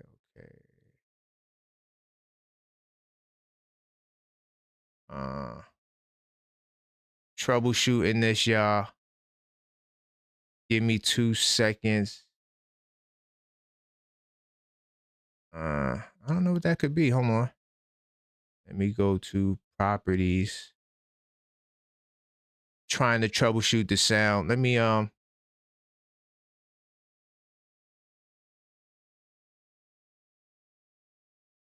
y'all hear me? Some people are hearing you and some aren't. Hold on, let me see if I hear myself. Hold on. Let me see if I hear myself. See if y'all hear myself. Yeah, I can hear. I can hear myself. I can hear myself. That got me about to do some technical stuff. All right. Sound is fixed. Okay. Now, once again, the program did something crazy and disconnected. So, okay, Maxine is telling me the sound is fixed. I don't know where y'all are in the streams too. So some of y'all might be in different points in the streams as well. Let me come out of studio mode. Man. Let me keep it cooking. All right, cool. So hopefully y'all got what I was saying. What I was basically saying was that the Knicks, we became a 3rd ranked offense overall, but our offense was ranked 17th in the last 5 games. We also went 2-3 in the last 5 games. Okay. So the Sacramento Kings offense has been way better. Way better. They're playing a lot better basketball on the offensive side. Now, as far as the defense, okay, they are still bad. All right. They are still bad. By the way, salute to my man FS Wisdom. He sent in the super chat. We put in BTA tonight. Facts. And I'm going to explain why. This is what I'm doing right now. I'm going to tell you why we put in BTA. The defense, however, Sacramento Kings overall, they're 28th defense. So in the last 6 games, they've been a 28th defense. Okay. And their defensive rating has actually went up 2 points. Okay. So to 122.9. So their defense has been trash. That's part of the reason why they've been getting cooked. Their defense is bad. They have a -8 net rating in the last 6 games since we've seen them. Okay. So think about that. -8 net rating. All right. That puts them at 23rd. If you look at us and where we ranked in the last 5 games, we have a +4.1 net rating. Also, the Knicks defense in the last 5 games, we're a top 5 defense. Big time. Hold on. First off, what's the guy's name, the assistant coach? Is that O'Connor, Brandon O'Connor? Clearly, they're making some adjustments on the defensive end. They are tightening up on the defense. Even though overall, I don't think our defense went up like that. We're still 17th. But in the last 5 games, we have a defensive rating of 108, giving us a +4 net rating. We're just a way better team than Sacramento. That's all. If you don't understand what the advanced stats mean, all it means is that we're just a better team than Sacramento. Okay? They're just terrible. And I didn't want to go with just these numbers because if you go by just these numbers, then you're going to be in the trick bag because the overall numbers don't show you the change unless you're doing like what we do on the Knicks in 10 show, tracking the changes every 10 games. Then you could use these numbers. But if you're just looking at these numbers, it doesn't tell you what they're doing right now. That's why I'm giving you these numbers. I'm reading out these numbers for you, okay? Now, because their offense is doing better, they are top. I think they rank 4th in points during this stretch. Can't really read my handwriting. They're one of the top scoring teams. Let's put it like that. During these last stretch of 6 games, they're scoring 116 points per game. Okay. When you look at the Knicks during this stretch, if I have it, do I have the Knicks scoring during this stretch? I think we're scoring 108 points. So we're not scoring the ball as well as Sacramento is during this stretch of games. Now, it's a short sample size. We know the Knicks offense can explode. It's just recently, because of them 90-point games, it brought down our scoring average a lot. Okay? Now, the Sacramento Kings on the season, they give up 121 points. Okay? They rank 27th in the league. How many points you think they gave up during this 6-game stretch? 121 points. So the Sacramento Kings, man, they are giving up a lot of points. And anytime the Knicks, hold on, I'm looking for my other, where the hell is my other notes, man? I got too many goddamn notes over here, man. Because I have a card that has all of the Knicks rebuttal stats. Me too, so I'm going to find it. I just don't know where the hell I put it. It's just too much going on. Maxine said, yo, when she looked at my desk, she's like, yo, you have all these notes all over the place. It's like you're a scientist. What are you doing? I'm like, yo, man, see, this is why you got to stay tuned to me, right? Because I write everything down and I apply what I call stats with context. That's why I'm Statmaster Miyagi. I'm not going to advance stat you to death, all right? Because I feel like that's just corny. You got to use stats with context. So the Sacramento Kings, as you see on the screen, they give up 121. During these last 6 games, they give it up 121.5. Guess what the Knicks record is when they get 121 points or more? We are 14-5. So all we have to do is do what we normally do, right? Which we average around 119 or one. I think we dropped. Hold on. I got it right here. I think the numbers dropped. So yeah, we've dropped to 117, but at one point we were averaging 120 to 119 a game. All we got to do is get back to our mojo on offense, and we're dealing with a terrible defense in Sacramento. The defense is terrible, okay? And our record against bottom 20 defenses is 21-9. We punish bottom 20 defenses. All right. And then I'm gonna give you some bonus stats too. Another stat I didn't really go into. The magic number though is 110 points. I'm gonna tell you why. If you see the Knicks get 110 points in the game, there's a good chance they're going to win. And I'm gonna tell you why I say that. I'm gonna tell you what their overall record is when they get 110 points and why that's a magical number for them. So anytime the Knicks get over 110 points, we are 25-9. If the Knicks get 110 points tonight, they're winning tonight. 100%. 25-9. So when we get to that 110 mark, 115 point mark, those are very doable numbers against a Sacramento Kings team. And we can look at the games. This is why I got the outline here. Look, Detroit scored 139 points. Cleveland scored 123 points. Okay, I'm going to reference these games again because there's another key detail you only could get by watching the Kings. Just to show you that I do my homework and my research. They gave up 122 to Toronto. Toronto is a bottom 20 offense. They gave up 122 points. 130 points to the Miami Heat. Now, I think the Miami Heat is still a top offensive team. Scoring team. I can't remember what they averaged point-wise, but I think they're still up there. And then 117 to the Portland Trail Blazers, another bottom 20 offense.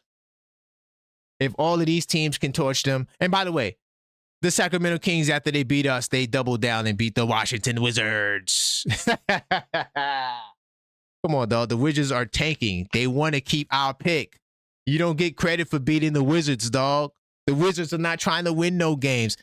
If the Wizards beat you, that means you are extra terrible on that night because the Wizards, trust me, they're not trying to win no games, bro. They're not trying to win no games. So if you beat the Wizards, get the hell out of here, right? But they still gave up 115 points to the Wizards. You trying to tell me the third-ranked Knicks can't get 110 points? You trying to tell me that the third-ranked Knicks can't get 115 points? It's going down tonight. It's BTA. Like FS Wisdom say, it's BTA tonight, 100%. I'm guaranteeing a blowout. I don't normally guarantee blowouts, but I'm guaranteeing a blowout tonight. Matter of fact, if the Knicks don't win by 20 tonight, there's something wrong with the Knicks. I'm keeping it real. There's something, and it has nothing to do with just them getting blown out by that. I'm not saying because Detroit did it to them, we have to do it to them. I'm saying that the Sacramento Kings is that bad. They are that bad. They were that bad, and they're going to be that bad. Okay? They're just terrible, bro. Now offensively, they've been performing well, man. Russell Westbrook has been a bucket, man. He's been doing his thing recently. Of course, Malik Monk, Schroeder.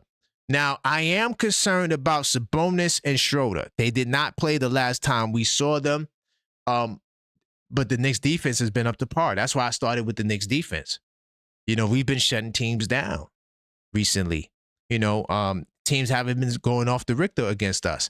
And the Kings, while their offense is on par, their defense is trash. Trash. Towns, we're talking about Sabonis Towns trade. All Towns has to do is not get in foul trouble. If Towns could not get in foul trouble, there's no reason why Towns shouldn't have 25 and 13 tonight. You're talking about the bottom of the bottom 20s when you look at Sacramento. The bottom of the bottom 20s. Look at the rebounding. Terrible. One of the worst rebounding teams in basketball. Okay, and we know that the Knicks are very dominant on the glass. It's one of the things that we do well. All right, and so let me tell you how bad the Knicks, the Kings are on the glass. See, so like when you're looking at these numbers, see, when you get deeper into the season, you can't rely on the overall numbers like that. You got to get more into what's going on recently because teams trend, teams make trades, different things happen. Coaches get fired. There's a lot of different things that happen. So you got to pay attention to shorter time intervals. So I'm looking at the Kings in the last 6 games, right? So to double down on how terrible the Kings have been, they are 24th in opponent rebounds, right? They give up 12.8. That's a little bit more. So recently they've been giving up a little bit more than their season average for opponent rebounds.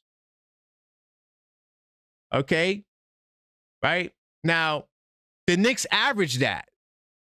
This is what the Knicks average. The Knicks average is over 12 rebounds, right? On the offensive side. So we're going to kill them on the offensive glass tonight. The Kings, another strong suit. So that's the rebounding, right? The Kings also, right? When we last saw them, this is why I do scouting reports, because once again, you can't look at these numbers. They're only telling you for the season, right? It's so to all my day traders, right? And people that trade stocks.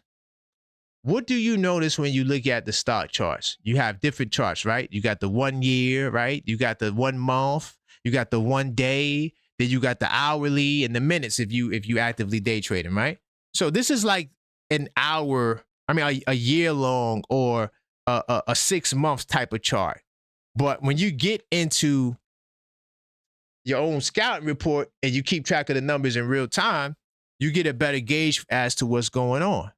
So when we talk about forcing turnovers and steals, the last time we saw the Kings, they were top 8 in steals at 8.9, and they were also 9th in forcing turnovers at 14.2 a game. Let's fast track to where they are now overall, right? So overall, when you look at the Kings, this is the Knicks. This is the Kings. When you look at the Kings, right, they are now 14th in steals, so they dropped off a little bit, about a half a steal a game. They're not getting as many steals as they did the last time we've seen them. And in terms of forcing turnovers, they're no longer in the top 10 as well. All right. And they kind of bottom, they're dropping in their turnover game. So recently, the Kings, they are 30th in steals during this last 6 game stretch. They're 6.2 steals a game, -2 on the year. So this team defense, their only claim to fame when we last saw them was turnovers and forcing turnovers and steals. They lost that luster. Their defense is soft. We do a great job protecting the ball. I don't remember off the top of the head what we did. Let's pull it up. I don't remember what our exact turnover number was this game. So just to be really quick and pull it up. We only had 9 turnovers. So yeah, we did a good job protecting the ball. We did a good job. What killed us this game was the offensive rebounds. And he played the small damn lineups, man. But I don't want to rehash that. Now we play a bigger lineup, bigger team. We put more size on the floor. So we shouldn't have that same problems, cross matches with Sacramento, right? And also Sacramento kind of plays small off the bench too, because they play Ellis, Monk, and Schroeder all together. And if you want to look at their players, what they bring to the table, Schroeder, 12.8 points per game. He's definitely surging in the last 6 games. He's putting up way more points than that. But they do have a lot of offense when you look at their team. And I think part of the reason why this number is so low, their offensive rating is 29th, is because these guys have been in and out of the lineup. No consistency. Like, look, Zach LaVine only played 34 games, right? Keegan Murray only played 19 games. Keegan Murray is their top 5 scorer on the team, right? DeMar DeRozan has been the pillar of health, him and Russell Westbrook, right? But then Schroeder has missed 10 games. You see that? You see that? And then Monk has missed 10 games, right? Or like 8 games.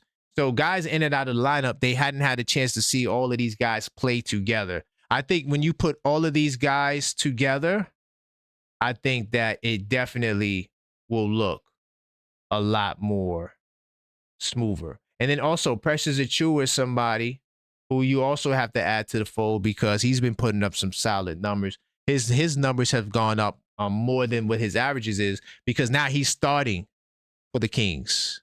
Okay, they start a lineup of Sabonis, Precious, LaVine, DeRozan, Westbrook. Now, honestly, Westbrook has been looking good. He's been shooting the 3 ball a lot better. Overall, he's shooting 36%. If I had to estimate, because I don't want to stat you to death, I would say that he is probably shooting better than that in the last stretch. He's been knocking down the three ball. I mean, off the dribble and all of those things. So when we look at the Sacramento Kings, the last time we saw them, we were 16-1 against sub 500 teams. My biggest dagger into the heart of the Sacramento Kings fans, despite all of this offense, I mean, it looks really good on paper. Keegan Murray, DeMar DeRozan, Zach LaVine, Domantas Sabonis, Russell Westbrook, Schroeder, all right, Precious Achiuwa, Malik Monk. It's a squad. This Maxime Renard kid also has a little touch in the inside in the basket. But the one thing that the Knicks, one of their strongest records, if you ask me, from a standings perspective, is they're 17-3 against sub 500 teams. 17-3 against sub 500 teams. So we dominate these teams at home. It's even better. I could get the at home number for you. Just give me 2 seconds. We're more dominant at home against sub 500 teams as well. I'm gonna get that number for you. I know we have 2 losses, but we're 9-2 at home. So, I mean, I'm going with the odds, minus 13.5, 9-2 at home against sub 500 teams. The Kings have been a sub 500 team in their last 6 games. Their most recent performances, also in the last 6 games, the Sacramento Kings, I talked about them picking up their pace, their 10th in pace. Well, guess what? The Knicks records against top 10 pace teams, we're 12-5. We actually played well against top fast-paced teams. I was saving that for the Knicks in 10 show. But when it comes to like teams that play at a faster pace, we play better. It's the bottom 20 teams that we struggle against, just as a caveat. So, yeah, they play faster. We're going to cook them. Overall, I think they are, 16th in pace? And I don't got that number. I don't think I kept track of that the last time around. But it doesn't even matter.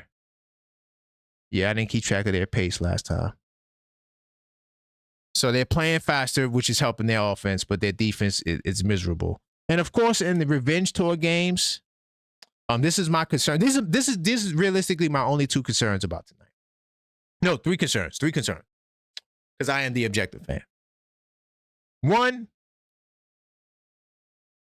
the Knicks are 1-4 when we get 2 days off. So you would think when we get 2 days off, we come back rejuvenated. No. We don't need to have 2 days off. We're 1-4. But the one win we did get was the last game, the Philadelphia 76ers, who are a better team than the Sacramento Kings. Okay, with better players than the Sacramento Kings, even though DeMar DeRozan is a walking bucket. I forgot to mention him, but, DeMar scoring alone hasn't propelled the Kings to victory. No, it doesn't. He has good games. I do think another issue with Sacramento, too, with the offense, is that they have too many scorers. So, they don't got a consistent number 1 guy. Some nights it's Sabonis, some nights it's DeRozan, sometimes that creates a lot of confusion, and that's why the reports that I told you last time that there was turmoil in the Sacramento Kings locker room, the guys are not feeling Max Christie, I think because a lot of these guys don't have defined roles. These guys don't, they're kind of like winging it, right? So that's my first stat, right? The next thing I'm concerned about with the Knicks is we're 5-4, okay, on revenge tour games. So we're not as dominant when we have to get the lick back. We're kind of like 500. Will they bring the energy tonight?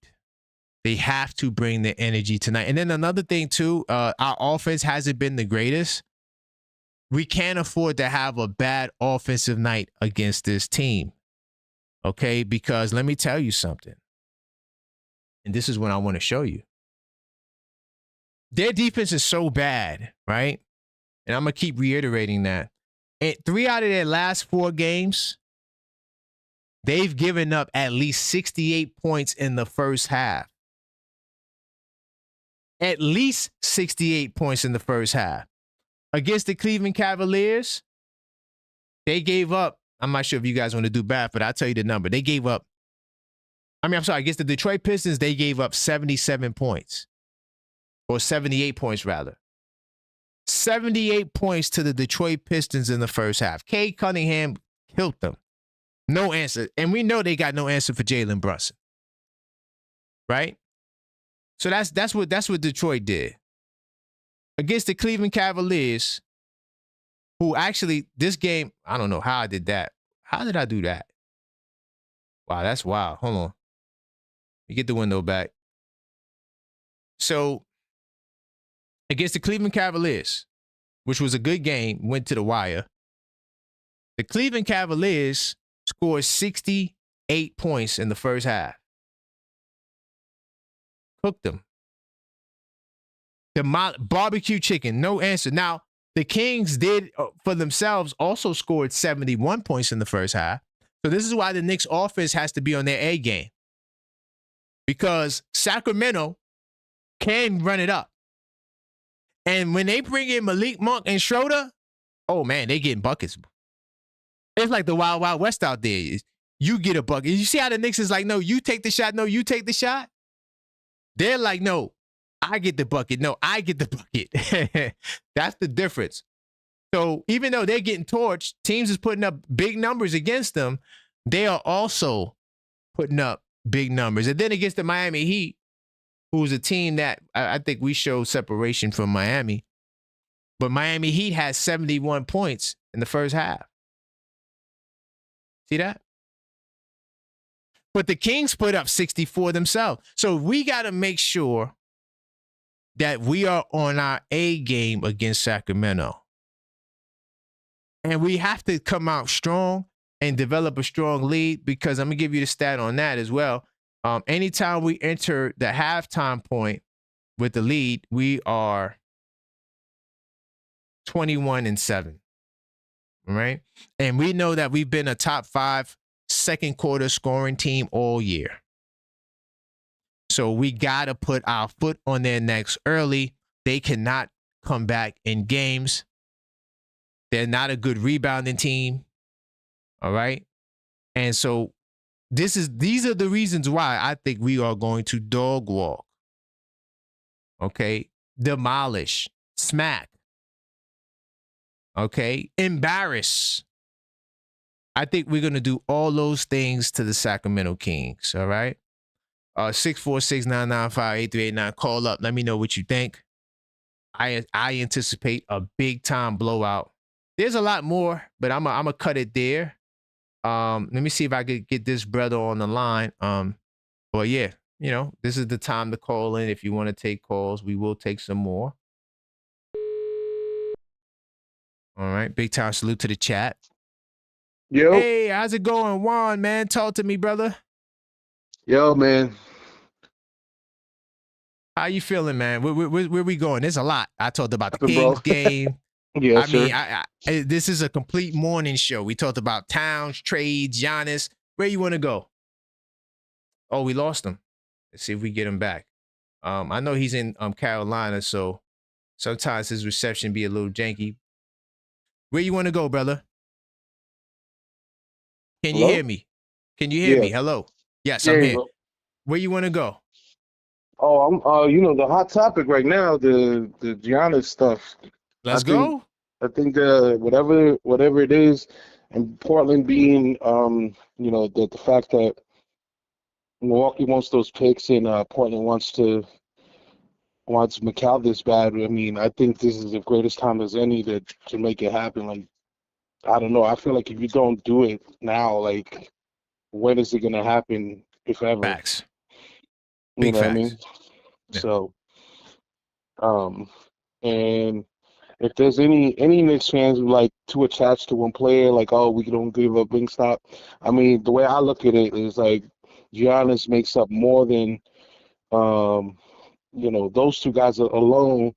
Those two guys, Giannis makes up for those two guys alone, OG, and if we have to get rid of, I think, OG and McAllister. So, now, the points and the defense, and then that opens up things for Cat too, because I think Cat prefers to play on the perimeter, so that'll go back to where he really wants to be instead of driving, and he's deadly from there, so that really opens things up for everybody. 100%. 100%. And you still got Shamet, you still got Hart, you still got Deuce, you still got Clarkson, you still got assassins on the perimeter, all shooters that are going to be in spots for Giannis when he drives. Big facts. Brunson can play off ball sometimes, so we already shown that. Right, so, yeah. Brunson going to get off the ball. And Brunson, don't be surprised if Brunson scores more with Giannis. Don't be surprised. Yeah. Don't be surprised. The only guy I think that would take a hit probably would be Towns. But, you know, he's selfless. He'll be all right. I don't think Towns minds at all. And then that also helps out, too, because you got two guys, too, that they want to score sometimes at least. So you get rid of that problem by trading Bingo. Yeah, so, I mean, anybody who's denying this or, like, to attach to Wingstop, I'm like, listen. Well, yeah, y'all bugging.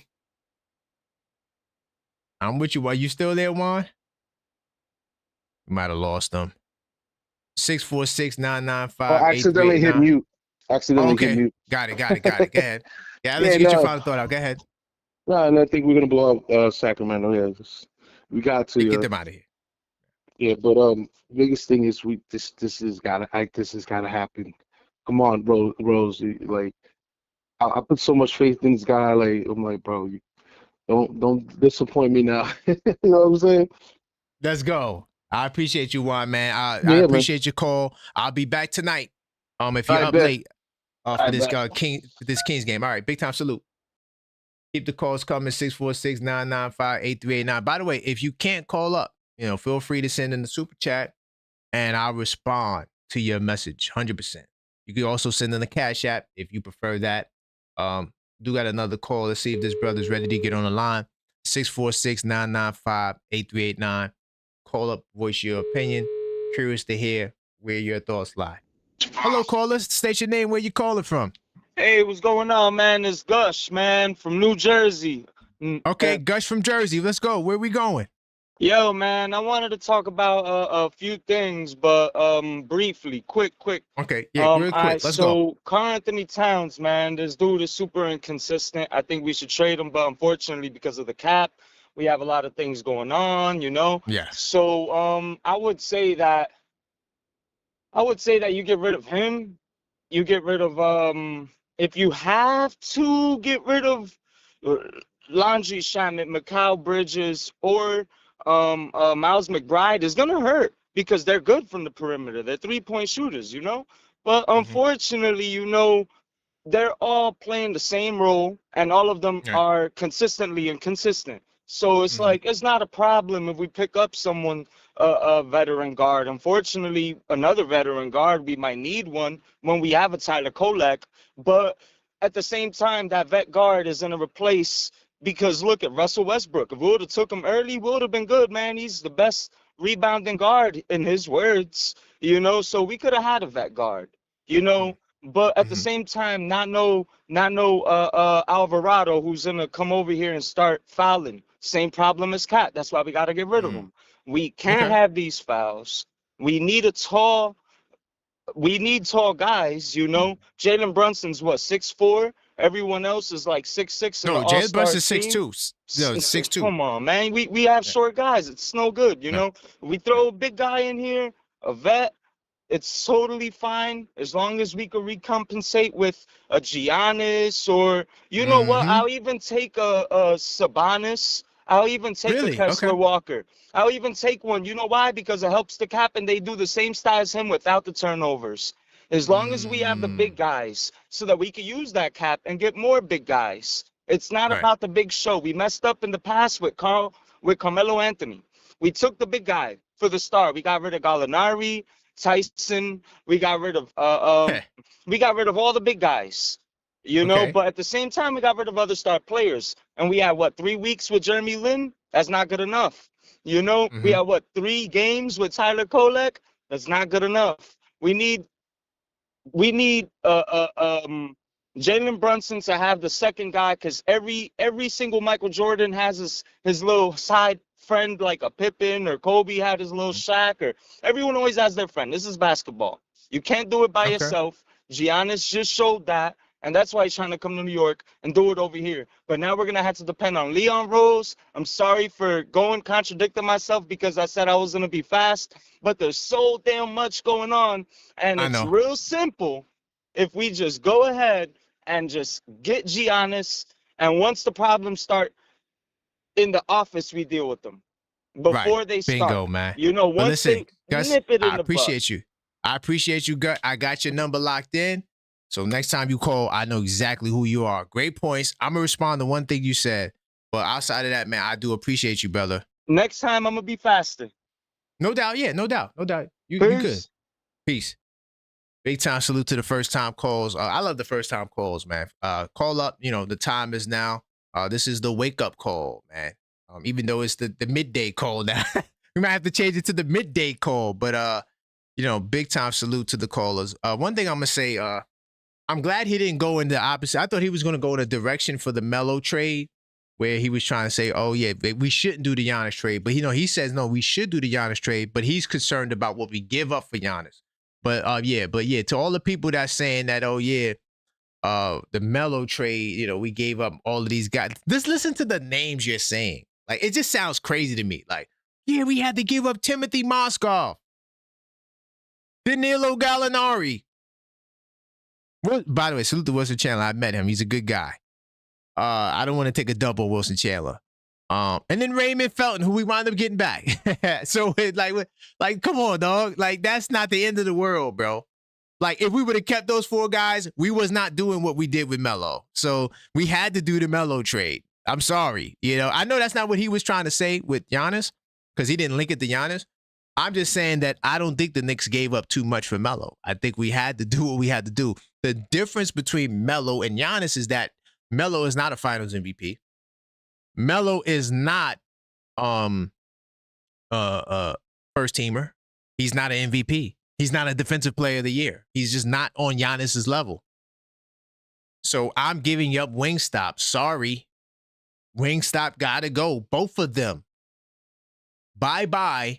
Because I'm going to get Bobby Portis, Drew Holiday, or at least one of them, and then I'm going to get something from somebody else because I'm expanding the trade. Okay? 646-995-8389. Call up and voice your opinion. What's going on, Randall? Hey, what's up? Hey, man, we talking to these Knicks, man. What say you? What do you think? It's a lot of topics, man, from Giannis to Towns to the Kings game. Where you want to go? All this talk about trading Cat for Sabonis. I don't want no Sabonis over here in New York. I feel you. Because I feel like if we trade for Sabonis, we might as well just keep Cat. Right. Exactly. No. Yeah, I had to think about it. You know, I put it on the table, not necessarily because it was something I wanted to do. I just put it on the table because I'm objective, and I was willing to give it another look. You know, that's why I spent time on it. Right. You know, but I don't really want to do it though. Like if I really had to sit there and like if I was Leon, I wouldn't do that. Wouldn't do that. Yeah. But how do you feel about the Drew Holiday though? I think I'm not sure if we talked about it last night, but you know, Drew Holiday as part of the Giannis package only because that's the only way we could get Drew Holiday. So you get Drew Holiday. This is what I would want: Drew Holiday, Giannis, and Bobby Portis. What say you? How you feeling that? Wait a minute. Ain't Drew Holiday in Portland? Yeah. Okay. So all right. So let me edify you on that really quickly. Yeah. So Portland wants Mikal Bridges. Right. And they're willing to give up some of the Milwaukee picks for Mikal Bridges. You get what I'm saying? Right. So now that puts Drew Holiday in the deal because, you know, of course, his salary, his age, they want to part way. You know, they're going with a younger movement. Right. So in exchange, right. So it'll be a big exchange. Mikal goes to Portland. They send 2 picks to Milwaukee, right? And then, of course, Giannis comes to the Knicks. OG goes to Milwaukee. And I'm also moving Mitchell Robinson too. That's just my additive. I'm pissing the Mitch S off today. I don't give a damn. I'm because I don't think Giannis and Mitch will work. I don't think it's going to work, you know? And I still got Towns. So I'm trading Mitchell Robinson away. I'm getting Bobby Portis in return.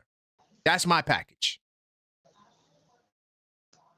Okay. What do you think about that? Yeah. Yeah, I like that.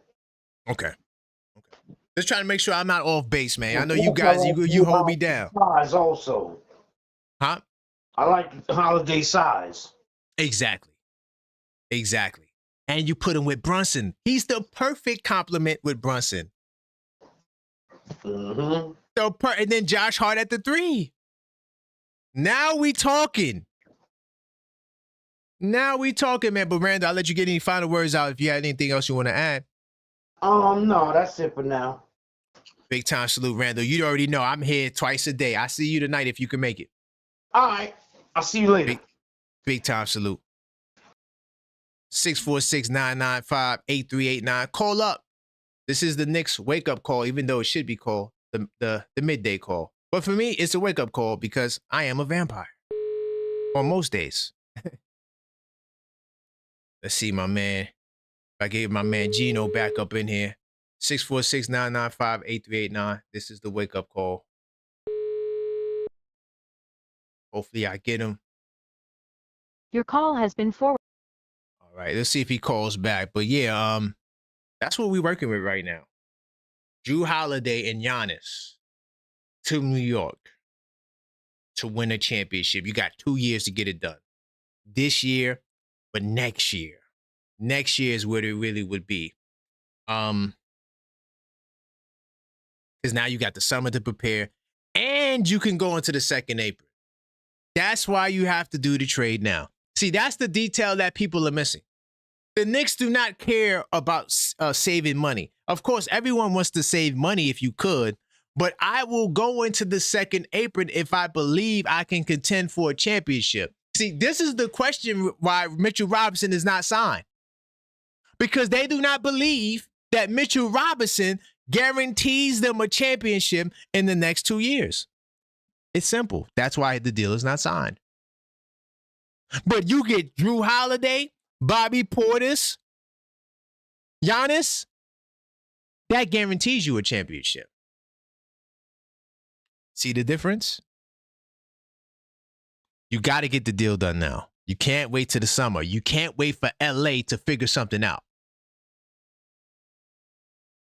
Because they are always a threat to make a move. But yeah, but Gino, if you out there, call back 646-995-8389. Call up, voice your opinion. This is the wake-up call, which is now known as the midday call.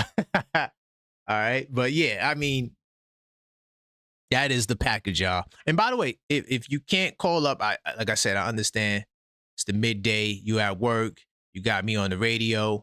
Or you got me on the TV, or you got me in the AirPods, and you can't call up, you could always send in a donation, and I will read it on the screen and respond to it. So, you know, feel free to send in a message if you can't call, and if there is something that you would like me to address. If you think that I'm capping about this Giannis trade, or it's not a good deal, etc., you know, please let me know, all right?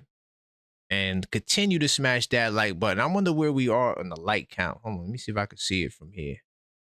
Because on my system, I can't see it. Okay. All right, yeah, we definitely got to get those likes up, y'all. 50 is not enough, man. Got to get them at least to 70. Let me see who's in the building. Of course, big time salute to the super producer once again. I see you. And all the members. Killer B in the house. Big time salute to Killer B. Representing in the building. We will be back after these messages with your calls.